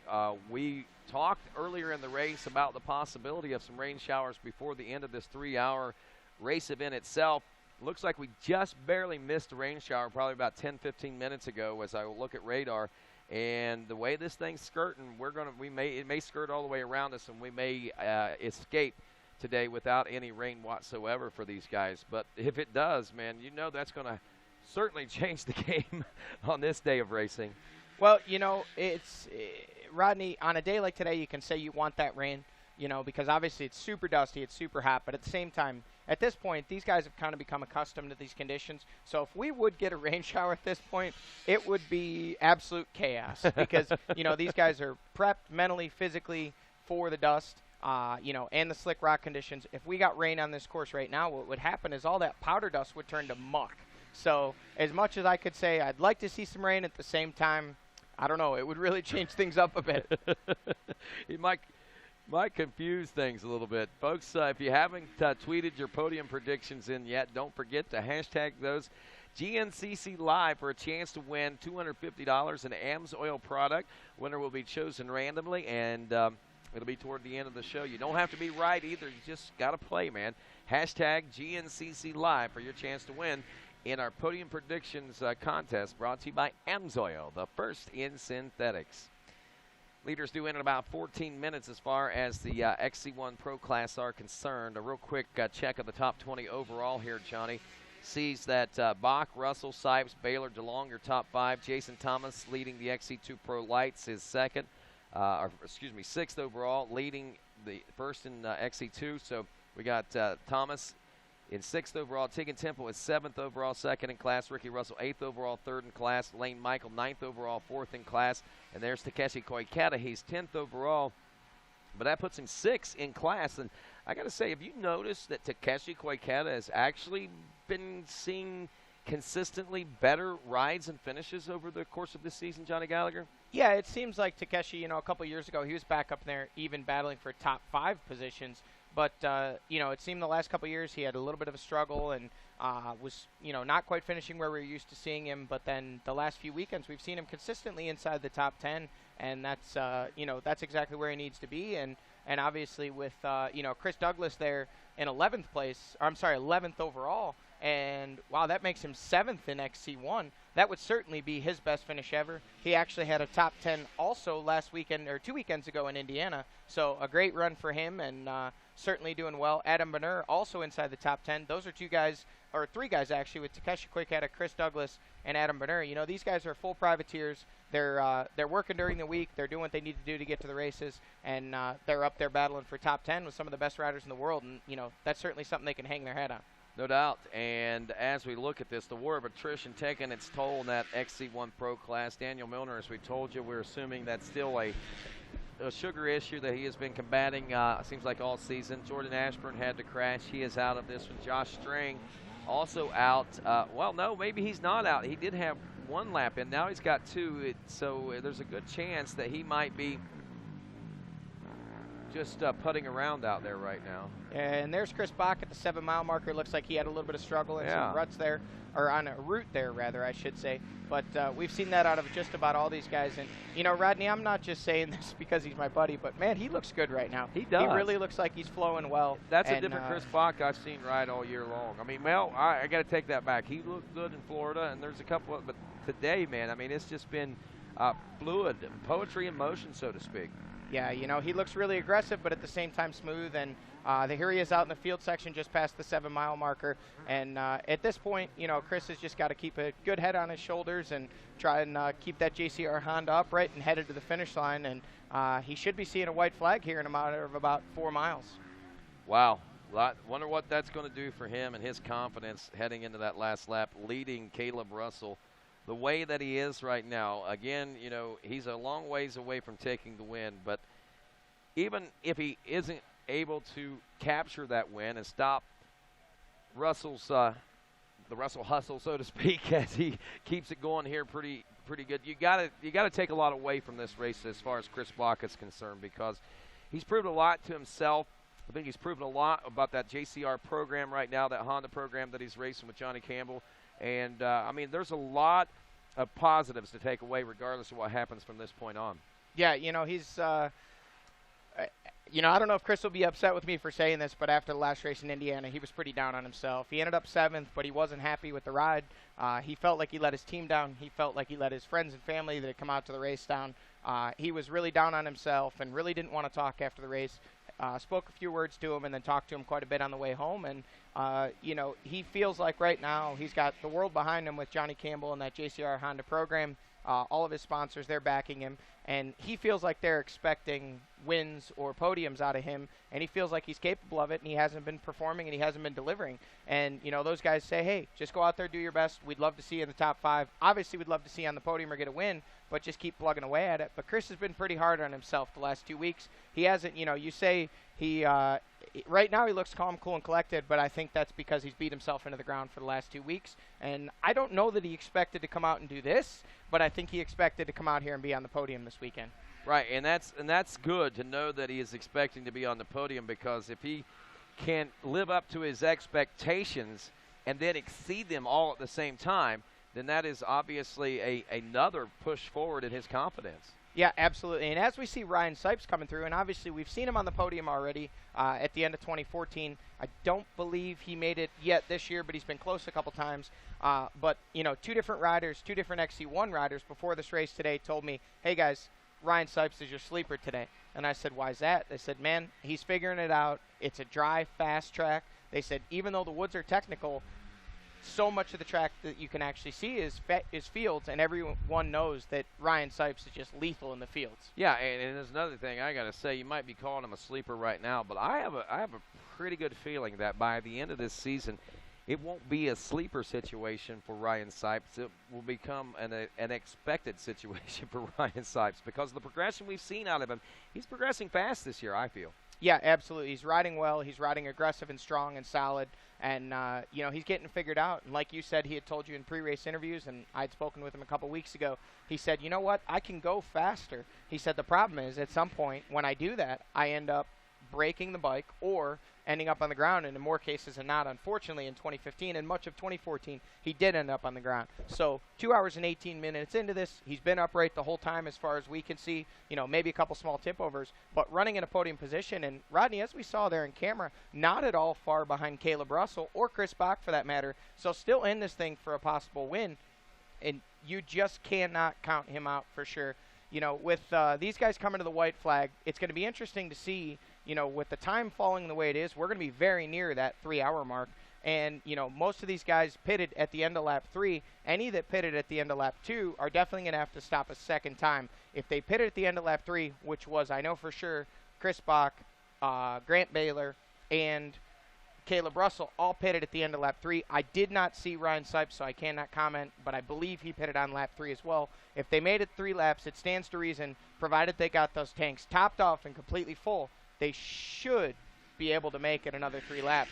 But again, this is where it comes into, you know, if they're running fuel, close on fuel, these guys have it calculated down to the minute, down to the mile, down to the nearly the inch of how far they can go. If they're close, we may see when these guys come through at the end of this lap here in just a couple moments when they come through the VP Fuels Pro row, possibly stopping for a splash of gas, or even from there to the finish line on the last lap. We'll have to wait and see how that pans out. And as close as they're running, that could certainly play into who finishes where on the podium. It most certainly could, and it could be a huge factor in the overall outcome of this one. Still back in that number, what is it, the number 5 spot? That's Is still Andrew DeLong. Yeah.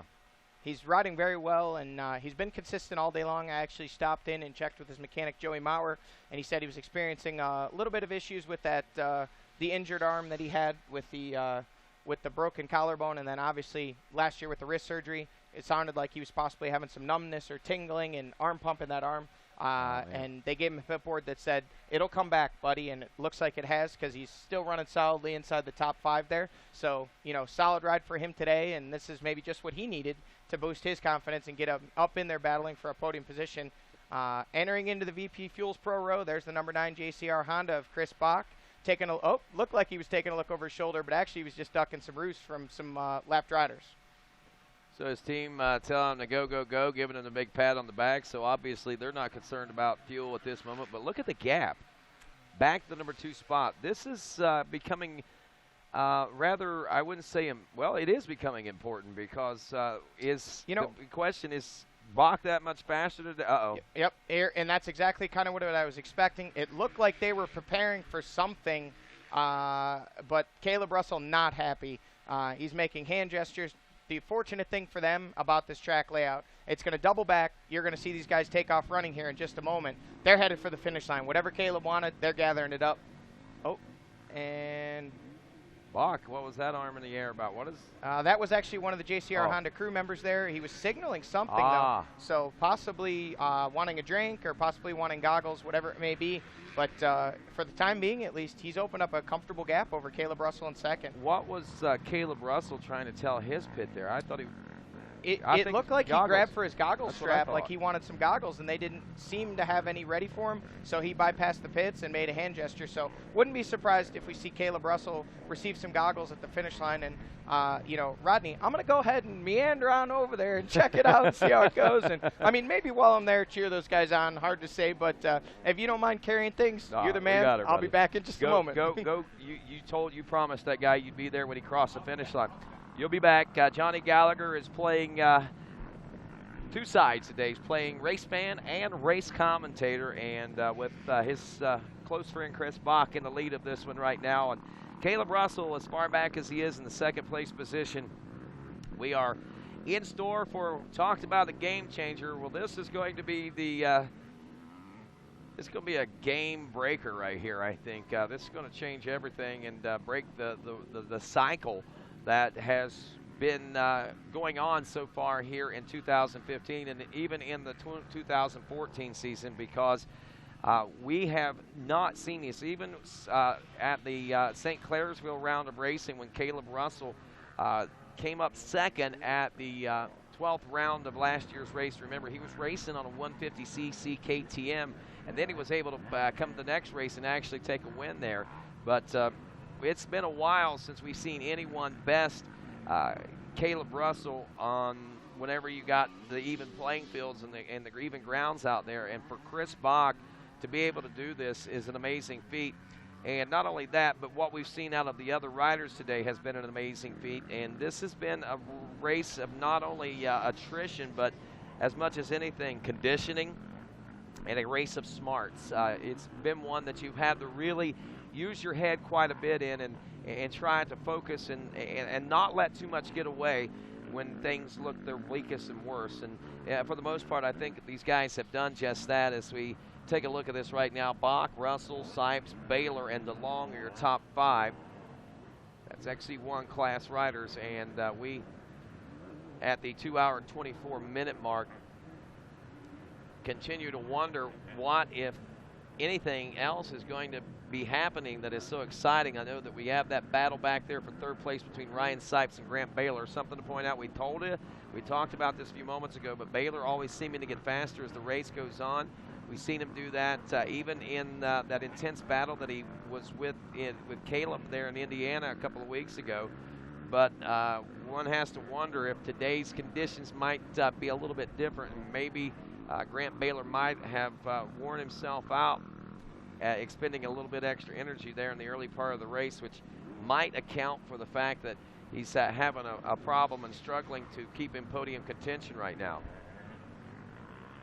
But also Ryan Sipes, you got to hand it to him, as he has been a phenomenal rider all season long, but getting better and stepping closer and closer and closer. So the 3-hour, that 3rd hour we keep talking about, we're approaching the now 2-hour and 30-minute mark. We're at 2 hours and 25 minutes. So this is where we get to see whether or not Ryan Sipes is going to begin to make that fade, or has he found that conditioning key that he's been looking for, and or can he dig deep enough to push past the pain and everything that it takes to get in a position to be where you want to be. And look at this, coming around the finish line, folks. It's heading to a white flag. The hands are out, clapping and cheering for the JCR Racing Honda of Chris Bach as he heads into this final lap of racing with a white flag and what appears to be a rather commanding lead now over the defending GNCC champion, current points leader of Caleb Russell. Russell just now making it into that open field section, and he's going to be somewhere in the neighborhood of 20 to 30 seconds behind Chris Bach on the gap, and that's a pretty big gap. We've not seen Caleb Russell gap that much all season long. So this is pretty exciting stuff that's taking place. Frustrating, I'm sure, from the standpoint of Caleb Russell as he checks in for a white flag, 42 seconds behind Chris Bach. Actually, technically 41.953, but I'm going to call that 42 seconds that Russell's behind Chris Bach. And we haven't seen this scenario at all in the last lap where that big a gap is between the 1st and 2nd place positions. So this is going to be exciting, my friends, and game changer, yes, certainly is not only a game changer, but definitely something that has spurred this on and made it pretty exciting. And I got to wonder, man, if things are going this way and continue, like we're seeing Sipes begin to figure things out. We're seeing that Bach is figuring things out here. If these guys are able to do that and carry this momentum over into our next round of racing, one has to wonder what round 7 is going to be like when we roll into the John Penton GNCC, I believe it is. And it's going to be exciting. This right here is only a stage setter for what the rest of the season holds as we watch now our 3:14 of Grant Baylor checking in. So we got Chris Bach in, Caleb Russell in, Ryan Sipes is in for the number 3 spot, 40 seconds behind Caleb Russell now as Grant Baylor checks in the number 4 position, another 36 seconds behind Ryan Sipes. 1 lap to go. Bach, Russell, Sipes, Baylor, and DeLong, your top 5, and GNCC Racing continues after this.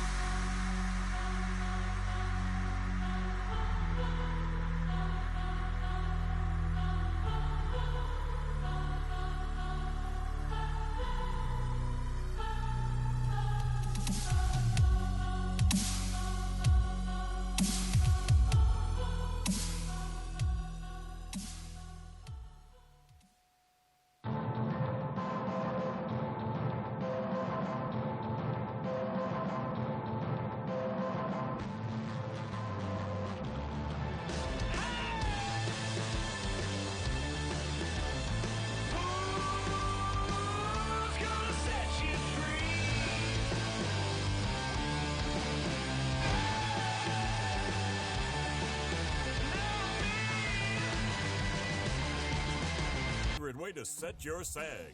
Slacker is a digital sag scale based on measuring across the arc of the axle so you always get the right measurement. No more second guessing. See the measurements in real time. The remote display even allows single riders to easily take their own measurements. Unleash your bike's true potential with Slacker. Log on to motool.co now. That's MOTOOL.co.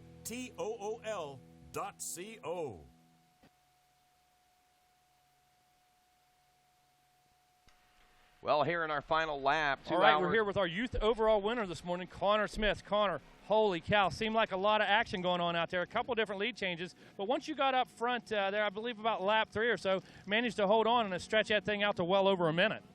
Yeah, Jesse got the start on me, and we battled for the first 2 laps, and he went down in a corner, and I got around him, and then from there I just pushed to get a lead in case I started making mistakes, and that's pretty much how it went. How dusty was it out there? It wasn't too bad. The fields got a little dusty in the berms and stuff, but the woods were about perfect. Many traffic jams or bottlenecks you have to deal with? There were a few, but there were plenty of ways around them, and they weren't bad. Yeah. As far as the start goes, where were you off the start? I was at the second. Yeah, I knew you were up front to begin with, and then it looked like we just had a couple passes, but once you got out there, you just put your head down and charge? Yeah, pretty much. I just put my head down and get that lead going and went from there.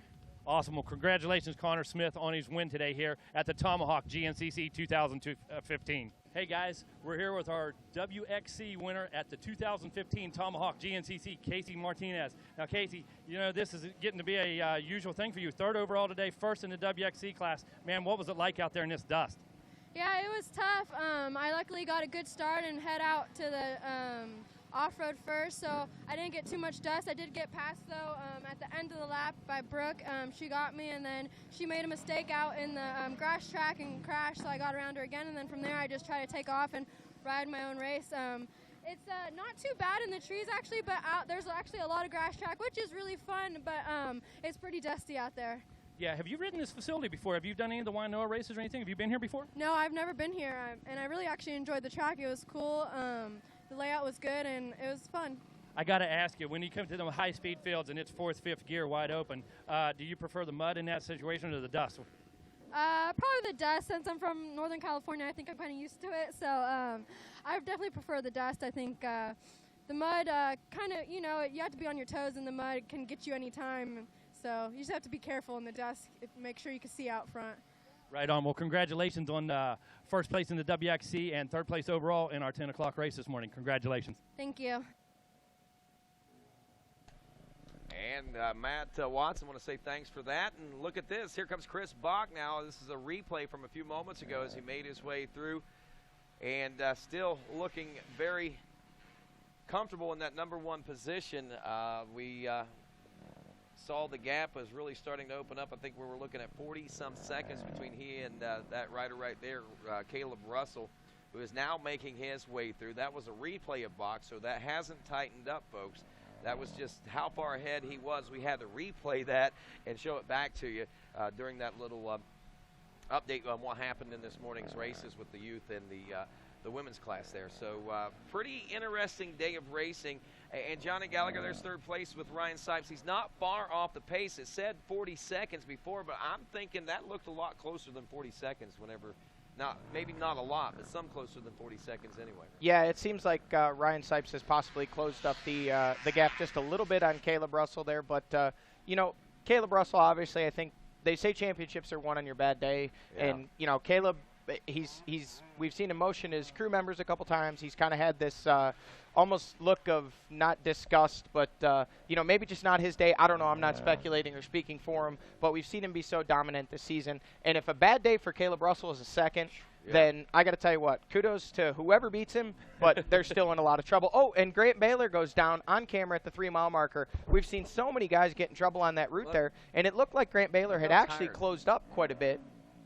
He almost looks like he's dragging a little bit, like he's actually maybe feeling some a little tired. I mean, he looked really sloppy picking that bike up. He didn't, obviously, this late in the race, he's not going to have a lot of energy, but even for Grant Baylor at this juncture, you expect it to be a little more burst of energy there trying to pick that bike up, but he seemed to be struggling a little bit. You know, Rodney, I can only speak for myself, but I got to tell you, this track really took it out of me yesterday, and I know talking to some of the other XC1 ATV guys and even some of the morning racers, the WXC racers, it seemed like the track itself was just not only physically demanding, obviously the warm temperatures, but this track was incredibly technical, not in the sense of the obstacles, but just the conditions. It's so dusty, you don't have a chance to relax at all, even in the fields where you can normally take a breath, relax your grip, kind of look ahead, and you know, you've raced for so long, you can kind of do that on autopilot. Because of the dusty conditions and because of the way the ground is here, you're really having to hang on tight and really push yourself, even in those fields where you can normally rest. And then in the woods, obviously we can see tree roots, rocks, you know, moist conditions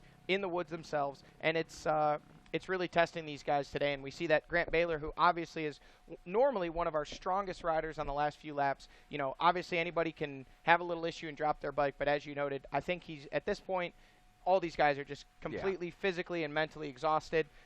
It's been a tough day. It's been a tough race. And it's been a long, tough season, too, man. I mean, these guys have, I mean, even though this is only 6 rounds, I mean, a grueling season. These guys have had a lot on their plate as far as just trying to keep pace and keep up with Caleb. And I'm not talking just about on race day because, yeah, race day, we see how it translates out, but they got to go back home in between those 2 weeks and try to match that pace, try to elevate their level of performance, and that's got to be tiring too. Wow, what's going on, man? Speaking of, at the 5-mile marker, Chris Bach comes a little hot on the downhill and had to get hard on the front brakes. That's where we saw Caleb Russell have that issue earlier on the first lap today, and I almost thought we were going to get to see Chris Rock kiss that Rocky Mountain ATV tree right there, right on live camera while he was leading. Wow, so he's able to regain composure, and you know, amazingly, not saying that I've ever seen it, but man, right now, not Josh, but Chris Bach is looking as smooth as I've ever seen him, man. He doesn't appear to be, I mean, well, we did see that a little bit, but that wasn't even a really bit of a mistake. I mean, but he recovered so well. I mean, he still looked fluid even through that little mistake. Yeah, you know, he's riding really well. I don't really know what else to say about it. He's, you know, obviously, do you like feel we like said, you might have a little bit to do with this, Johnny? No, definitely not. This is all him and his team. I'm just pumped for him. I mean, it's cool when you see, you know, I like all these guys. Actually, spent a little bit of time with Caleb this week. We may or may not have gone to the casino. Not sure exactly if that's frowned upon or not. But, you know, they're all great guys. Everybody works hard. But, you know, I think anybody would have to be happy for a guy like Chris Bach. You know, he's been doing this a long time, and we talk about those youth riders, and I didn't really even know until I became closer with him a few years ago. Chris Bach actually ran the GNCCs as a youth rider, but was not a standout rider, so nobody really even knew. He was out there and, you know, did decent in his class, and here we see Ryan Sipes checking in at the 5-mile marker, and it seems like that gap has kind of stabilized between Caleb and Ryan there for second and third, but yeah, Chris Bach was not a standout overall champion, didn't win a lot of races on youth. Coming up through the amateurs, obviously we've talked about his kind of known battles with Jordan Ashburn. They were back and forth in the Open A class, and then Bach kind of disappeared off the radar there for a little bit, was going to go out west and do some racing there, and ended up through a change of fortunes, came back, raced GNCC in 2013 as a full privateer, as you remember, and, you know, earned that number 3, did pretty well. But, you know, for him today, it's... You know, I think everybody's just wondering, where did that come from? You know, it's probably been there the whole time, you know. It's just a matter of everything just falling into place mentally, physically, and, you know, I think maybe he had to build into it, you know. Maybe he's had it all the time, but he just had to put it all together and focus it in the right direction. And if he can continue to do this, this might be something we see on a regular basis. You know, I've actually heard Chris Bach say many times in the past 3 years that I've been fairly close with him, second to Caleb Russell is a win. Or when Charlie Mullins is here, third to Caleb Russell and Charlie Mullins is a win. He almost didn't consider himself to be on their level. And for at least for today, he's proving otherwise. You know, there's no telling what's going to happen. We go to Masontown in 2 weeks. You know, Caleb Russell hasn't won the championships that he's won, racked up the massive number of wins, and had an undefeated season in 2015 thus far after 5 rounds. We're not seeing a downgrade or downfall by any stretch of Caleb Russell. But what we've seen is the last 2 races, some other riders have stepped up, elevated their game, and pushed Caleb. And this race isn't over with the 5-mile marker. We still have 6 miles to go. Caleb Russell could put on a charge. Obviously, anything could happen. We could still see a win out of Caleb Russell. We could see that perfect season intact. But as of right now, through 2 hours and 39 minutes of racing, it's been Chris Bach who's really kind of opened everybody's eyes. I think you're absolutely right, and it's going to be fun to see what does happen. And I'm excited. I mean, I said it before, you know, and I'm the one that probably brought. Well, I know I'm the one on TV that brought it up, but people were asking me. I'd mentioned about Caleb Russell in the perfect season, and in the early part of the season, my answer was, you know, I don't think that anybody can pull off a perfect season. There's too many variables throughout the course of a GNCC, which we've seen in the last two races, with the mud race, obviously, and now this dusty race. So, I mean, we've had really adverse conditions for these guys to race in, the variables that we were talking about, and here it is. And here's one of those days. This could be the day that we see Caleb maybe fall short the only time this season, but it also might be the start of something new in this GNCC. Remember, I called it a game changer a couple of weeks ago whenever Grant Baylor was able to run that. I think that at that point, a lot of guys were inspired by that, and I think it's translating here today because Caleb, even out front, couldn't even get that gap that we normally see Caleb getting. So whatever the case may be, whether it's lap traffic, whether it's the dusty conditions or what, the variables are there. And it's, like we said, we're back to that original statement that I made. It's going to be tough, but at this point, if anybody can do it, Caleb is going to be the one that's going to be able to do it. But like you say, 6 miles or so left to go now in this race. A lot of things can still happen, but as fluid as Chris Bach is riding, the momentum that he's carrying, just the oneness that he appears to be with on this bike and on this track, I think it's going to be tough for even Caleb Russell to pull him in. There's there's Josh Strang. I had said earlier that he was out of this race. I was misspoken on that. And what it was actually was the fact that Josh is just running slowly. His lap time's 1 hour and 25 minutes on lap number 2. So he is literally just putting around out there. And whether or not, he'll score points, which he won't for the overall, what he is doing is pretty impressive. He doesn't have to be out there to score points now because he's not going to, but at the same time, he's still got that racer's heart, and he's not going to relinquish anything whatsoever. So he's out there riding and doing the best that he possibly can on a day like today with that injured shoulder from last week. Yesterday, it's a far cry because he told me in the interviews this morning that at noon, I wasn't even going to come. Last night at 7 o'clock, they made the decision, jumped in the truck and headed this way. So I imagine that he's thinking, I'm here, I might as well at least ride as long as I possibly can. Even though there are 1.5 hour lap times, he's out there. That's commendable, no doubt about that. Again, this is the way things are shaping up. Bach, Russell, Sipes, Baylor, and DeLong, your top 5 in the XC1.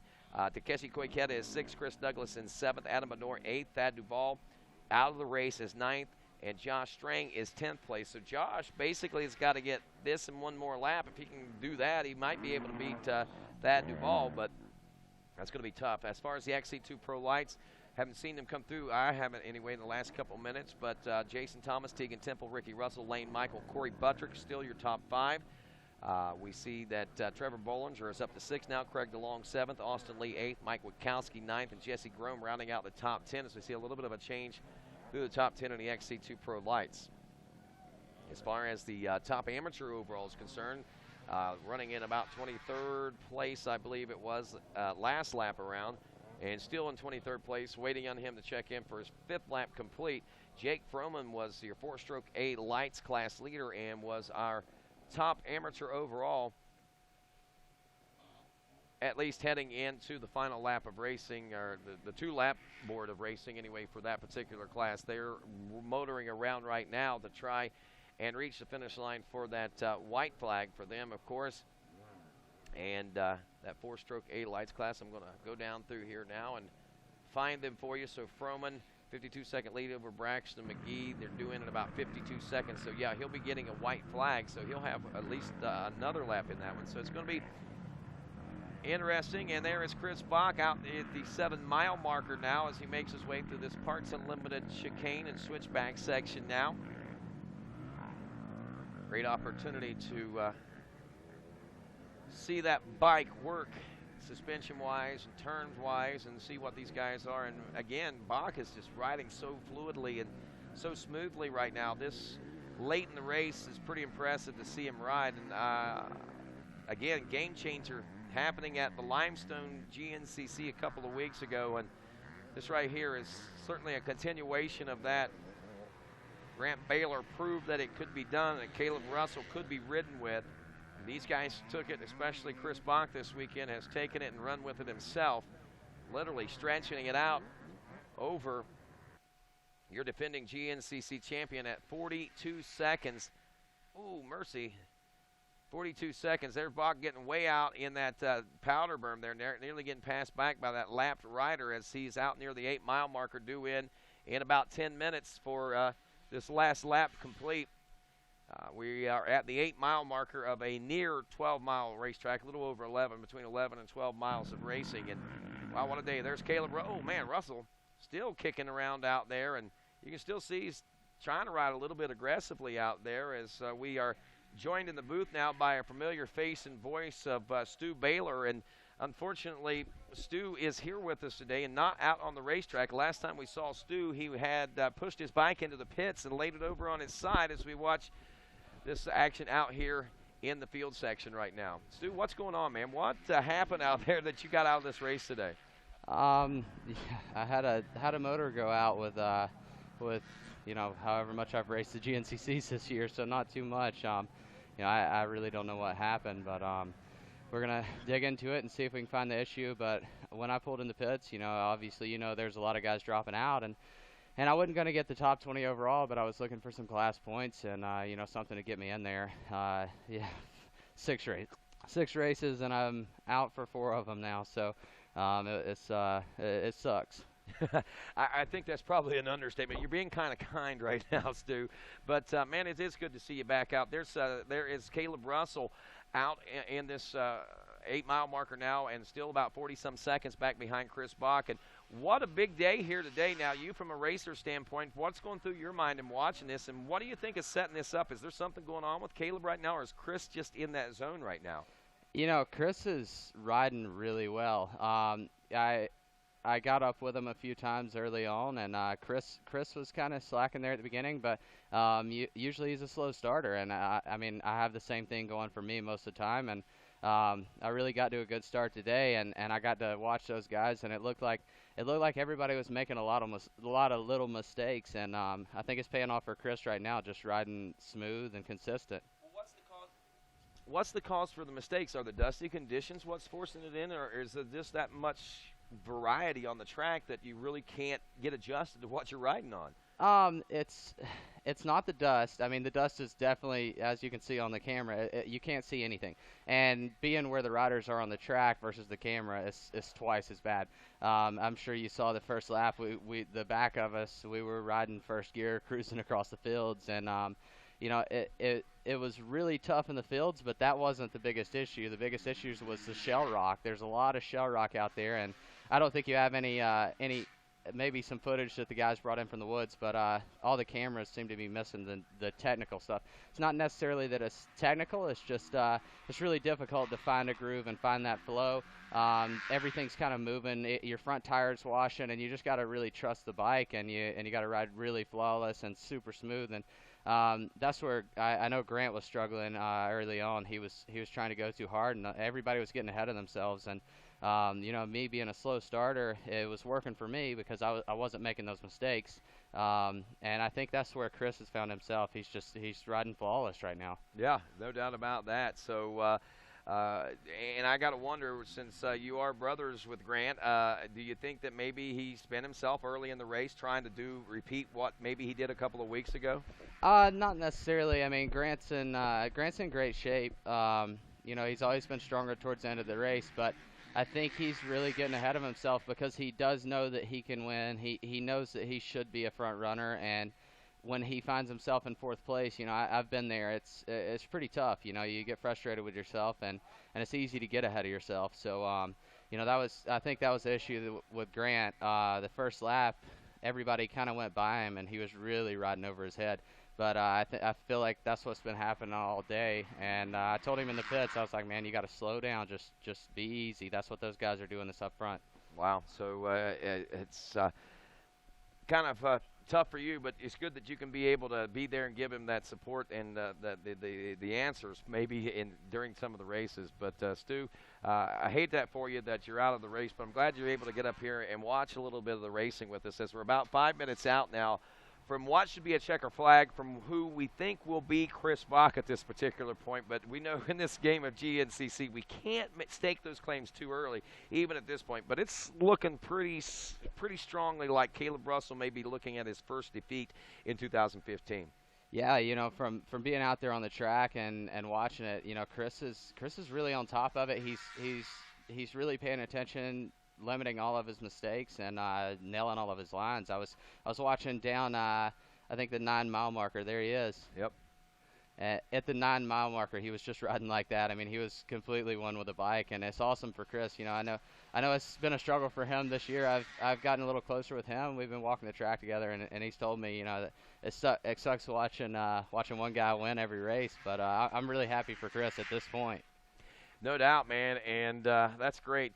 Just good stuff, and it's good, you know, for that program. Johnny Campbell coming from out of the woods or out of the desert racing into the woods racing, a big learning curve for them as a team of mechanics and supporters.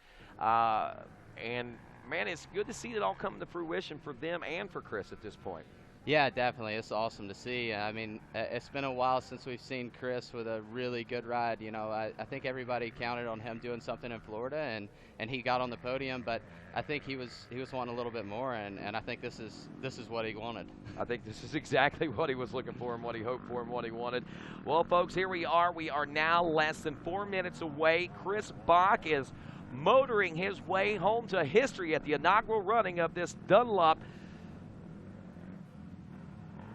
Oh, man, I'm getting too excited right now. This Dunlop Tomahawk GNCC, I thought that Chris was going to make a little bit of a mistake there for a second because of the way those routes are. But the Dunlop Tomahawk GNCC, to win an inaugural race like this, it is a great honor because whenever you look at the list of champions, man, your name is always the first one. Yeah, definitely, and we've seen some good rides out of Chris in New York before. I mean, it's been a while, but it's one of the tracks that I think suits his style. And even though it's not quite like Unadilla, it does have that shell rock. It does have a lot of options. The track is a little more technical than Unadilla, but you know, it was a blast. What I did get to ride, the track was awesome. I mean, it was phenomenal. The guys at the GNCC did a great job with this one. No doubt, and Caleb Russell doing a great job. I know that he will be sorely disappointed. He will be obviously, probably physically, visibly, I should say, upset. You'll be able to witness it, I think, in his program. But at the same time, Stu, you know as well as I do, he can't hang his head after this race day. I mean, what we've seen out of him over the course of just the last 2 seasons alone, or even just this season alone, man, a second place today is nothing to hang your head about. Yeah, definitely, and as you can see, Caleb's really not pushing it. I mean, he knows where he wants to be, and that's the championship. You know, he's got the ultimate goal, and I know he had the goal of sweeping the series, and you know, he said it himself. It was going to be tough, and nobody's ever done it. But I mean, he's definitely turned a lot of heads with this season thus far. Yeah, and watch to say that next race that it won't be a totally different Caleb Russell. Yeah, definitely. But then again, this might be a totally different Chris Bach next time, a totally different Ryan Sipes, a totally different Grant Baylor. You know, you never know what we can expect to see. Yeah, and here's another interesting fact. Chris Bach, if I'm not mistaken, has never won an overall GNCC, and if that's the case, what does that mean to somebody to be able to do something like that? Well, he really hasn't. He's been in second a lot. He has, but he's not won. I mean, that's a different thing. When you haven't won and you do something you've never done, it's rather inspiring, especially when you beat somebody like Caleb Russell straight up on a day like today. Yeah, and I mean, right now the flawless race. He knows the speed to run. He knows what he's got to do now. So coming into next weekend or 2 weeks from now, I think he'll have a different mindset. And you know, this place has a lot of little rocks, not necessarily rock gardens, but Bach has always been good in the technical stuff, and here in 2 weeks we're going to have a technical track. It's going to be physically demanding. I'm sure it's going to be hot, and I just hope that it's as good as today turned out. No doubt. I mentioned earlier we were going to John Penn, but you're right, we are going to the Mountaineer Run, and that's a very good point to point out. With this first win under his belt, the confidence that's going to bring, and going to a technical track, you know that he's going to roll into the Mountaineer Run with a truckload of confidence. And regardless of what happens here today, he's already proven a lot to himself and a lot of people. But he's on his way home to history right now. Personal history, GNCC racing history with the inaugural win here, and of course just an all-around exciting finish to an exciting race day as the crowds have gathered round in our final turns and the checkers are waving, and Chris Bach does it, ladies and gentlemen. Takes his first ever GNCC overall win and the first win here at the Dunlop Tomahawk GNCC. It is history that we have just witnessed here on RacerTV.com and here in great upstate New York, folks. Chris Bach is your winner. Wow, that is a weird thing to say. Not only has Chris Bach never won a race, but I've never had the opportunity to announce a win for Chris Bach like that as well. Caleb Russell making his way in, going to be checking in that number 2 spot here in just moments. He was 41 seconds back at the end of the first lap, or at the white flag lap, or heading into the white flag lap, I should say. And now we are waiting with bated breath to see where Russell's at and whether or not Ryan Sipes might have got a big break on this final lap and maybe caught Caleb to push maybe home to the checkers and maybe even steal a second place position away from him at this point. It's going to be kind of tough. I know there was 40 seconds or so that separated he and Caleb, but here comes Caleb, and it looks like he's all by himself right now, Stu Baylor. Yeah, definitely. You know, like I said, he knew what he had to do, and he wasn't going to push it. He wasn't going to make a mistake. I mean, Caleb is really smart, and he knows how to win championships. He knows how to win races, but, you know, that at the end of the year, the championship stands out, and that's what he did today. He rode for the championship, and he rode smart. He most certainly did. Ladies and gentlemen, Caleb Russell riding for the championship, like Stu Baylor says, finishing up in a solid and strong second place position here at this Tomahawk GNCC. And as we turn the camera back around, he had been closing up that gap. The 264, how about it for Ryan Sipes, ladies and gentlemen, as he makes it happen here today. Wow, that is amazing. Only 15 seconds behind Caleb Russell. Russell was 1:22 behind Chris Bach. But we're seeing that progression by all these riders. A 29:15 lap time by Bach, a 29:55 lap time by Russell, a 29:30 lap time by Ryan Sipes. And you know something there, Stu Baylor, I think that maybe that quite possibly Ryan Sipes might have not only climbed to the top of that wall, threw his leg over and jumped to the other side. He's finally maybe figured out this third hour that he's been searching for so long. Yeah, definitely. You know, I heard the pre-race interview, and I could see that he really wanted it. You know, you can hear it, and you know, he said he hates losing, and I think today was a win for him. You know, he's got the podium, and he knows the speed.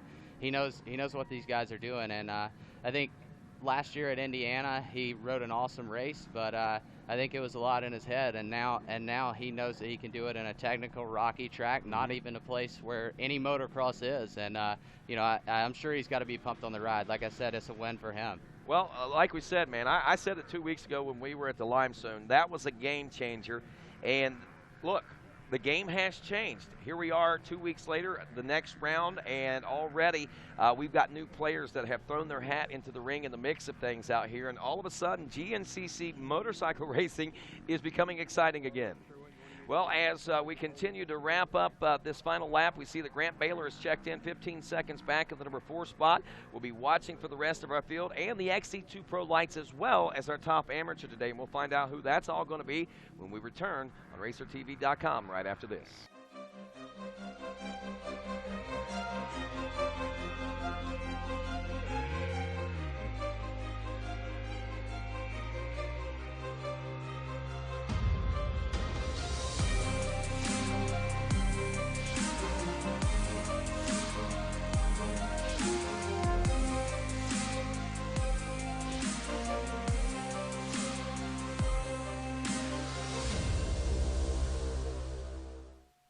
The Sunstar Work Z rear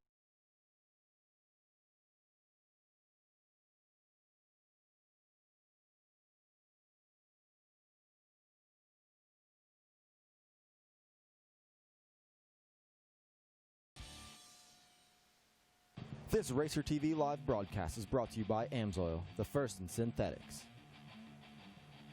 By Rocky Mountain ATV MC, get ready.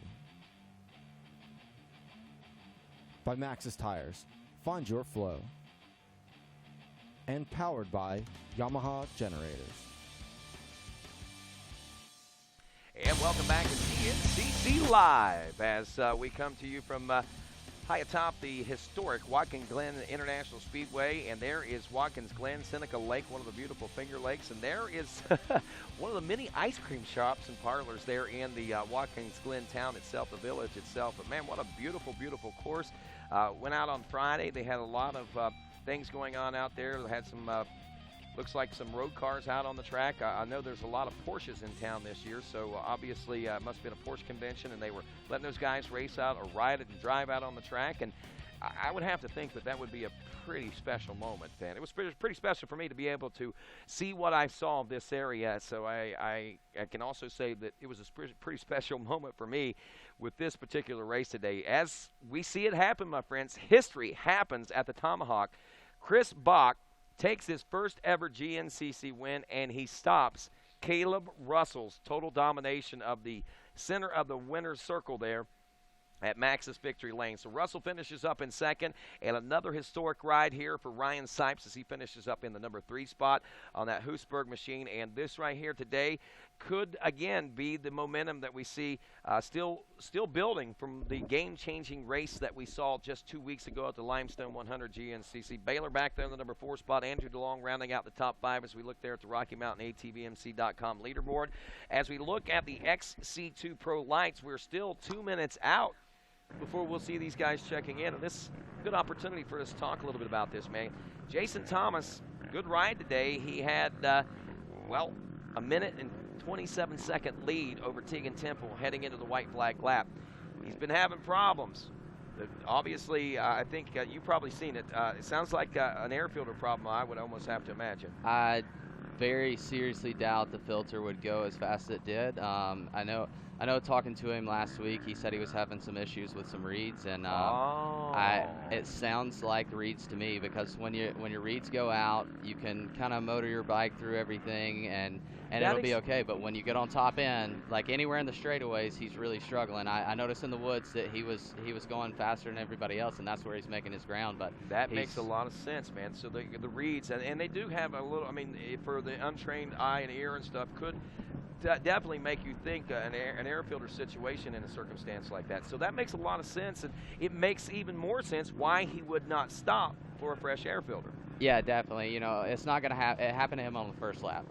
Your filter's not going to be stopped up like that when you're leading. So, and he wasn't up into the XC1 guys, and a lot of your shots show a lot of the dust, but it wasn't that bad. I mean, all the woods were great, and I mean, my filter looked great after one lap. I had nothing, no extra foam in there. So, I think it's got to be reeds. That's the first thing that came to mind. Makes a lot of sense. It certainly does. And like I said, it makes sense why he would wave those guys off when he made his way through the pits there, as Jason Thomas has made his way through for the checker flag and the win in the XC2 Pro Lights class now, as he finishes up that last lap in 30 minutes and 18 seconds. And look at this. This is a rather historic moment taking place on the podium here today. And, I kind of envy Megawatt Matt Watson down there right now, because he has the distinct pleasure and honor of being able to talk to these guys on the podium after such a monumental day of racing. And, wow, it's going to be exciting to hear the stories. And like you said, man, Ryan Sipes coming into this one was excited about today. He looked like he was more focused and more prepared and ready to make things happen than we have seen him so far. Obviously, Caleb Russell, whatever the cause for his struggles today, whether it was mental, whether it was physical, whether it was mechanical, he did just exactly what a champion does. He rode strong, rode well, finished as strong as he could, which was a second-place position. Not a favorite place for him right now, but definitely a good way to end the day for the championship is concerned. Right now, it looks like we're about ready down there, as you see the big smile on the JCR Honda folks, as we're going to head things down, or throw things down to Megawatt Matt Watson as we get set for our podium celebrations. Hey, thanks a lot, Rodney. Make some noise out there, you guys, for first, second, third place overall today. 3 hours, and look at these guys up here. Unbelievable. I tell you what, amazing ride by all three of these guys. We're going to step right back here right now. We're going to talk to our third place rider, Ryan Sipes. Now, Ryan, we've had many conversations. You know, we've been waiting for more or less a breakthrough ride, man. So I want to tell you, you look fresh. You look like you got a little more left in the tank. How do you feel right now, man? I feel pretty good. Better than I have for the first 3 races. And, yeah.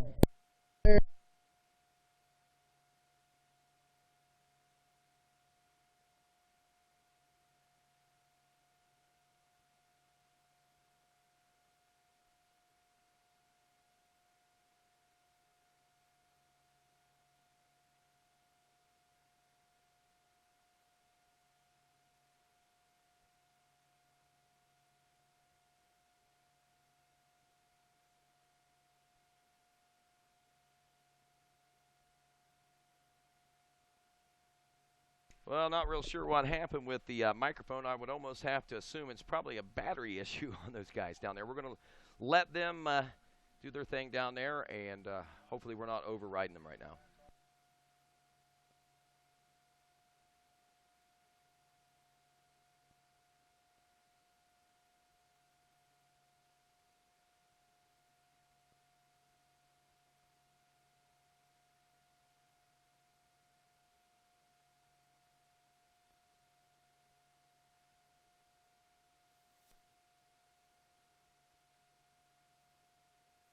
My FMF, Dunlop, Spider Graphics, NSR, Gravity Ladder, VF frame. Everybody holding the foam fingers. That was awesome. 1, 2. Right on. Give it up for number 3 spot today, Ryan. Wait, yeah, but I'm not hearing this yellow microphone. We're going to make our way over here right now. 1, 2. Okay. Okay. Tell us just a little bit about what we were talking about earlier. You're talking about a little bit of the dust, a little bit of the track conditions. Give us your rundown from the start to the finish. It was a tough day for sure. I got a pretty good start, and I got in the lead about halfway through, and man, I just never really felt comfortable, and I made a little mistake, and Thad and Sipes got around me, but I just rode all day.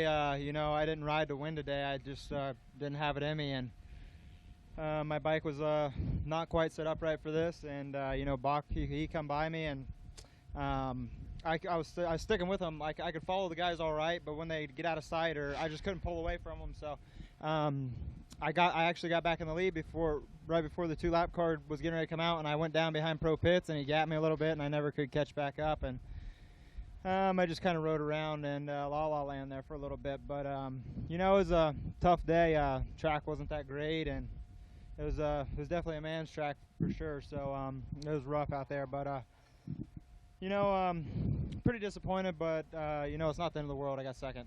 Right on, man. I saw it on your face. You and I have talked many times, and you're right. It's not the end of the world. You got second place without question, and I know you got a whole team of great people behind you to make that happen.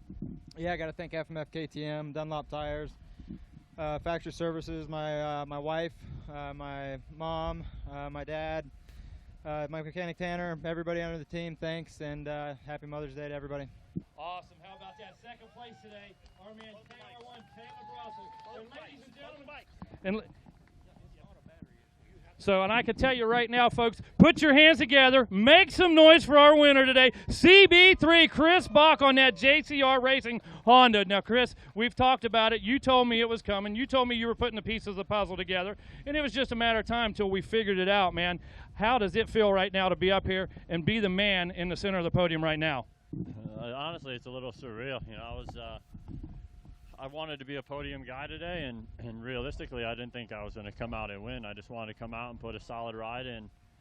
And you know, we had a meeting last night and this morning, just what to do in the race, and just wanted to stick to our game plan, no matter what, who was around me, nothing. And that's what we did. You know, we made some improvements to the bike yesterday, stuck to our game plan today, and I found myself up there with Caleb, and I just kept telling myself to relax and not kind of let it get to me. You know, I've never led one of these for very long, much less, you know, half the race. So it was good, and you know, Caleb went down a couple times, I think, in front of me, and that's when I got around him, got me back, went down again.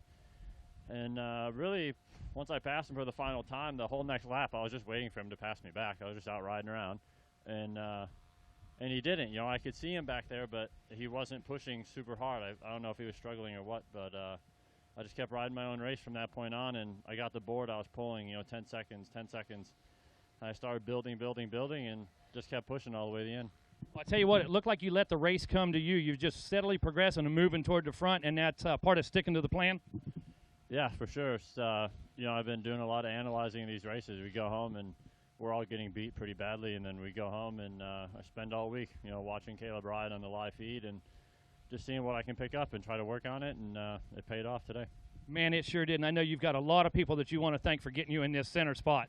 Yeah, it's, like I said, these guys believe in me way more than I believe in myself sometimes, and I can't thank them enough. JCR Honda, Lucas Oil, my girlfriend, Johnny, Eric, Cookie, Maxis, Fly Racing, Western Power Sports, 100%, VP, oh man, it's crazy.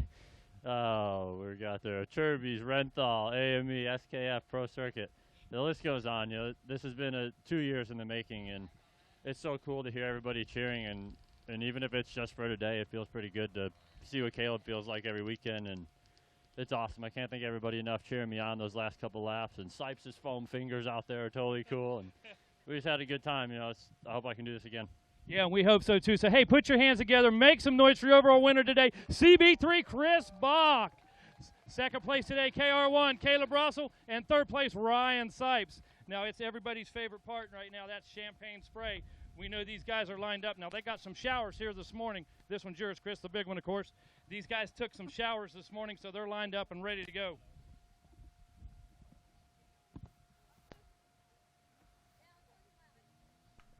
Well, right now as the podium celebrations continue down on the podium itself at Max's Victory Lane.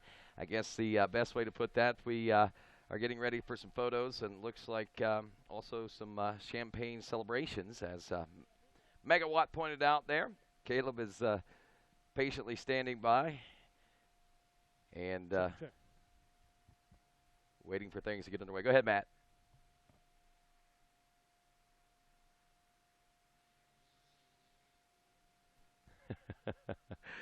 So I can imagine Caleb Russell calling this a man's track today. And we watched as this race wore on how rough this racetrack got, and the many changes it made throughout the course of the race day today. And there it is, my friends, Holy the victory shnikes. celebration. And that's what everybody was waiting for, that champagne spray. Right on. Congratulations to all three of these guys. What an unbelievable race. One more time.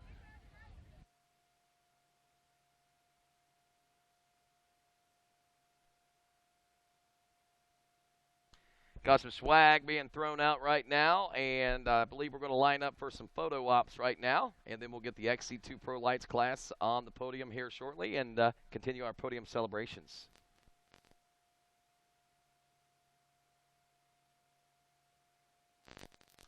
There they are. There you are, ladies and gentlemen, your top three overall. Again, Ryan Sipes in third, Caleb Russell in second, and a historic day there for the number 9 of Chris Bach as he takes his first win ever. And get this, Leona Haddocks, congratulations to you, our AMSOIL Twitter contest winner, as she predicted that it would be Chris Bach taking the win, Caleb Russell in second, and Thad Duvall in third. She tweeted that out about 3 o'clock, obviously before Duvall had his issues, but nonetheless, she got 2 of the 3 right, and most importantly, we picked her name out for $250 in that great AMSOIL product. AMSOIL, out front performance, and the first in synthetics. Leona, your AMSOIL will be on the way in the mail here shortly, as we are in the process of resetting the podium down there right now. And what a day. I sat here and reflect on all the things that took place, and just wonder what the next round, the Mountaineer Run GNCC, is going to hold for us coming up May 23rd and 24th. If I'm not mistaken, I think that's Memorial Day weekend as well. It's kind of our hometown race in GNCC, as we're about 15 minutes out of the Racer Productions office. You'll be able to catch this next round of racing right here live on racertv.com. Look at that celebration. got to say congratulations to Johnny Campbell as well, because as much of an effort that he has put into this, an effort has also been put into this by him and Chris Bach. So they have worked so closely together, Johnny Campbell Racing and that whole team. So congratulations, Cookie, and all the guys. And we go down now with Johnny Gallagher, who's standing by with our our Whole Shot Award winner.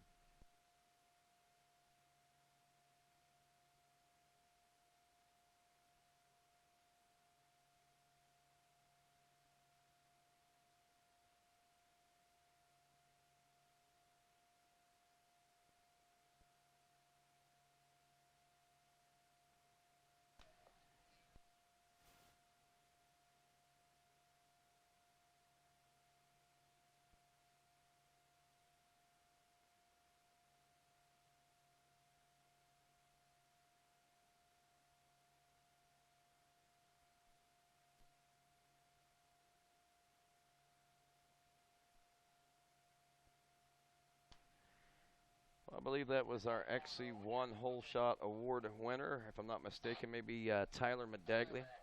Tyler Medaglia taking that win. Didn't get a chance to hear the podium presentation, but here's your top three in the XC2 Pro Lights. Coming to the podium, he is your second place position rider. His first trip to the podium as an XC2 Pro Lights rider, Tegan Temple. In the center of the box today, the 17 of Jason Thomas riding with all those issues and problems today. And your third place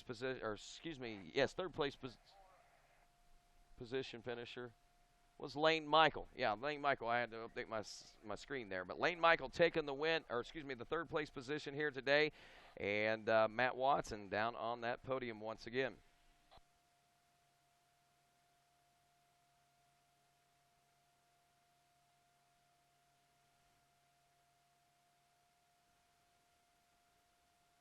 Dad and your uncle all day today, man. Those guys had all kinds of action going on, all kinds of strategy going on. We were fifth place, we were fourth place, and here you go, man. You make the move up here on the box again. Yeah, definitely was a tough day. Had a dead last start, bike didn't fire. Two races in a row, and I knew I needed at least to get a decent start here, and it didn't happen. So, I fought my way through the dust, and I was actually able to make some pretty good passes, and I got up in behind Thomas there on the first lap, and when we came out one of the field, it was just too dusty. I lost him, and then he made his way up to the front, and he was gone all day, and then I kind of worked my way up. Me and Ricky got together, and then he must have had some arm pump, and he let me around, and I got Tegan in sight, and I was probably only 10 seconds off of him, and I don't know, I just kind of fell back. I was struggling a little bit. Then came around last lap, so I was minute down, and I knew I only had like 30 seconds on whoever's behind me. And actually, I felt pretty good the last lap, and I pushed pretty hard, and I kind of caught that surprise, came over in the field over here by the 8, and saw Ricky in front of me, and kind of lit a fire under me, and I was able to catch up to him, and I made the pass probably about a mile later. We came together, and I kind of felt bad that we came together, but I really wanted on the podium. I fought for it today, so I'm happy to be up here. No question. Typical Lane Michael, gritty performance, man. Who you want to thank for making this happen? Definitely got to thank my dad. All the work he does on this machine. Uncle Roger, he's been coming to races with us this year, and he's been helping out a lot, so it's awesome to have him around. Then I'd like to say Happy Mother's Day to my mom. She's not here, but she's back home, and I'm sure she's watching, so thanks, Mom. My sister. Then I got to thank Ride NPS, Enzo Honda, MSR Gear, Pro Taper, Works Connect Racing Air, Scott Goggles, EPC Brakes, Sunstar, everyone else that helps out, I really appreciate it. Awesome. Give it up for third place today, Lane Michael.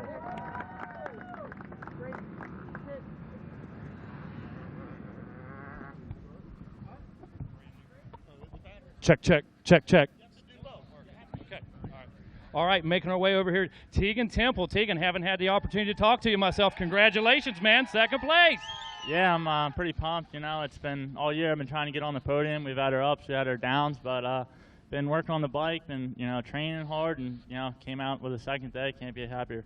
I got to tell you, man, you don't look very gassed. You look pretty fresh right now. How you feel? Yeah, I was actually surprised. Like, the 2-lap board came out, and I was like, I thought maybe they cut the race short, but no, it was 3 hours, and I felt good. And I was charging, and that last lap, I actually thought I saw Thomas. I guess it was a guy had the same, same graphics, and I think it was even a 17 on there. And I actually thought I was winning that last lap, but second, can't be any happier, and glad to be up on the podium. Yeah, man, we're glad to have you up here for sure. And I tell you what, it looks like you just got a ton of people that made that possible, man. Who were the guys that backed you and helped you get up here today? My mom, my dad, of course, happy Mother's Day to my mom. FMF Rental, Ride on Moto, Cycle Playground, Matto Cycle, Ride PG, Enduro Engineering, Galfer, and Hammer Crew, and everybody else cheering me on, and of course, Dylan for holding my bike. Awesome. Put your hands together. Tegan Temple, second place today in the XC2, man. Awesome. Hey, and make some noise right now for Jason Thomas, our winner in XC2 today. First place, I believe, is this number 3, JT, this year? Number 4? Yeah, 4 this year for JT. Now, I want to tell you something. There was all kind of speculation. The bike was making noise, spitting and sputtering. We saw the mechanic standing out there a couple times with a filter. And in typical JT aggro fashion, man, you shook him off. You told him, not this lap, man. What in the world were you thinking, man? What was going through your mind? Yeah, I mean, I kind of knew it was something to do with the reeds. And I could see in the grass track they were gaining on me a little bit. And then every time I got in the woods, I'd pin it and go as fast as I could. And right from the beginning, I knew it was going to suit me, and I knew I wasn't going to have any issue. So, I grew up in conditions just like this, so I knew ride it as fast as it would go in the grass track, which was about walking pace. And then as soon as I got in the woods, because it was low down, it was riding fine. Just was able to flow and pull away from them. Was there ever a moment that you said, man, this may not be good? Did you ever have a doubt, or did you block that out of your mind, man, and just go for it? It's how you got up here. At the beginning, when it first happened, I was like, what's gone wrong? Trying to think about what's going on with the bike and if it's going to make it. And I think it was something to do with the reed, but it was ultimately because it was rich. So I knew that if it was dumping fuel in there, that wasn't necessarily a bad thing. It was going to make it till the end. So, like I said, just focused on the parts of the track where I could get an advantage. And I was able to pull a pretty big lead and stay comfortable. Absolutely, that you did. And I know a lot of people helped you pull that big lead, keep this bike together, and get you up here in the middle of the podium. And who are those people and who you want to thank? Yeah, I'd like to thank Dirtwise Riding Schools and DVDs, Maxxis Tires, Climb Technical Riding Gear, Leat Braces, Chest Protectors, Dirt Trick Sprockets, Flex Handlebars, all the other sponsors we got on board. Wombat for doing an awesome job on the bike again, Shane Watts for being an awesome manager and taking care of everything for me. And I'd like to say Happy Mother's Day to all the mothers out there today. So thanks a lot. Awesome, and congratulations. And with that, I'm going to go up here and get the bottle for you. Make some noise for Lane Michael, Tegan Temple, and your winner today, Jason Thomas. Jason, these guys over here look awful dry and dusty, man. They need washed off. I think that's exactly what they're waiting on.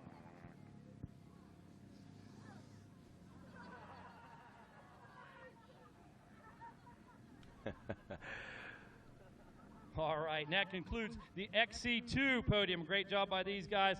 A lot of happy campers down here. Just got a quick shower from JT, so congratulations to all 3 of these guys for sure. Hey, we're looking for Sam Evans. Sam Evans? Is Sam Evans around? All right, fantastic, Sam. We'll get you up here in just a minute, man. I'll give you a whole shot award.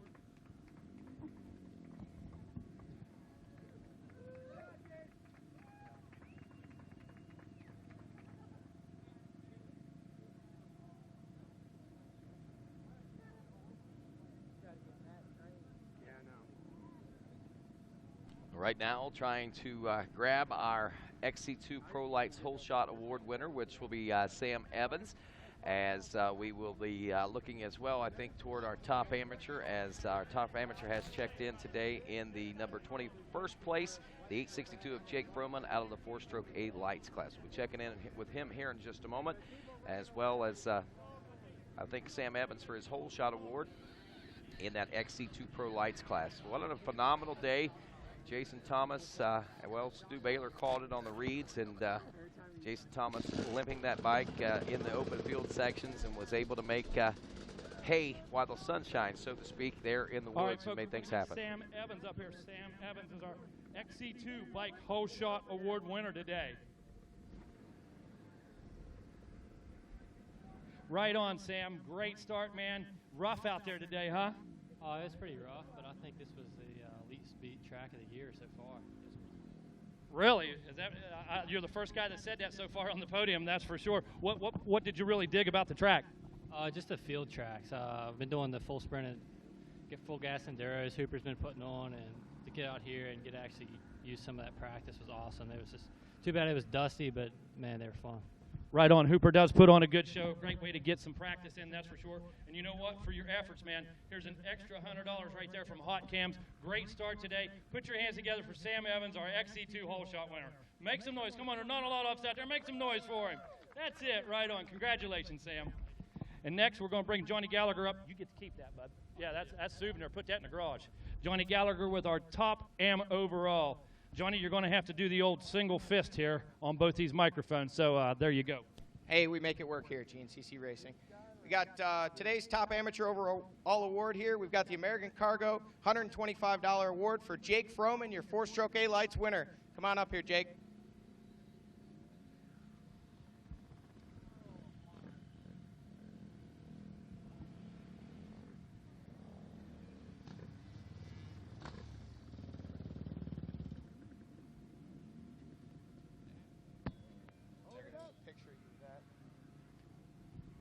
All right, folks, Jake Froman, your overall amateur winner today, 4-stroke A-Lights winner. He said this is your third win at 2015 in the 4-stroke A class, but this is the 4-stroke A-Lights class, the first amateur overall, not only at 2015, but of your career. How's it feel to be up here, Jake? It's great. I mean, I feel like I've had some really good rides this year. I don't know. I've had a few problems along the way, and it feels a little overdue, but it feels really great. Well, you know, you picked a great day to do it here. It's a tough track. It was tough conditions, obviously incredibly dusty, very hot, rocky, a very technical track. And, you know, you had a battle on your hands today. Why don't you tell us a little bit about the race today? Yeah, it went pretty good. I was probably fourth into the woods and made my way into the lead towards the end of the first lap. And I could tell they were on me for a good part of the race. And I think Braxton McGee ended up about a minute behind me, so it was good. Yeah, you and Braxton had a good battle going there. We were keeping an eye on it all day long. And you were also battling with some of the 258 guys on adjusted time for this overall win. But you got it done. This is your first one. I'm sure you want many more, but this doesn't happen by yourself. I'm sure there's a lot of people that help make this happen for you. We're going to give you a chance to thank those people. Yeah, for sure. I got to thank everybody at Obermeyer Suzuki, Fly Racing, Yoshimura, Dragon Goggles, Performance Refinish Supply, Unibiker, IMS, and Sunstar, TM Designs, and my parents, and just everybody else that's behind me this year. Oh yeah, happy Mother's Day. She couldn't make it out today, but got to make sure you take care of Mom, because I'm sure she's doing the laundry at home and all that stuff to help get you here. But Jake, congratulations on that top amateur overall. As we said, we got $125 for you to help you get to the next race from American Cargo, and there he is, folks. Today's amateur overall winner here at the Tomahawk GNCC, Jake Froman.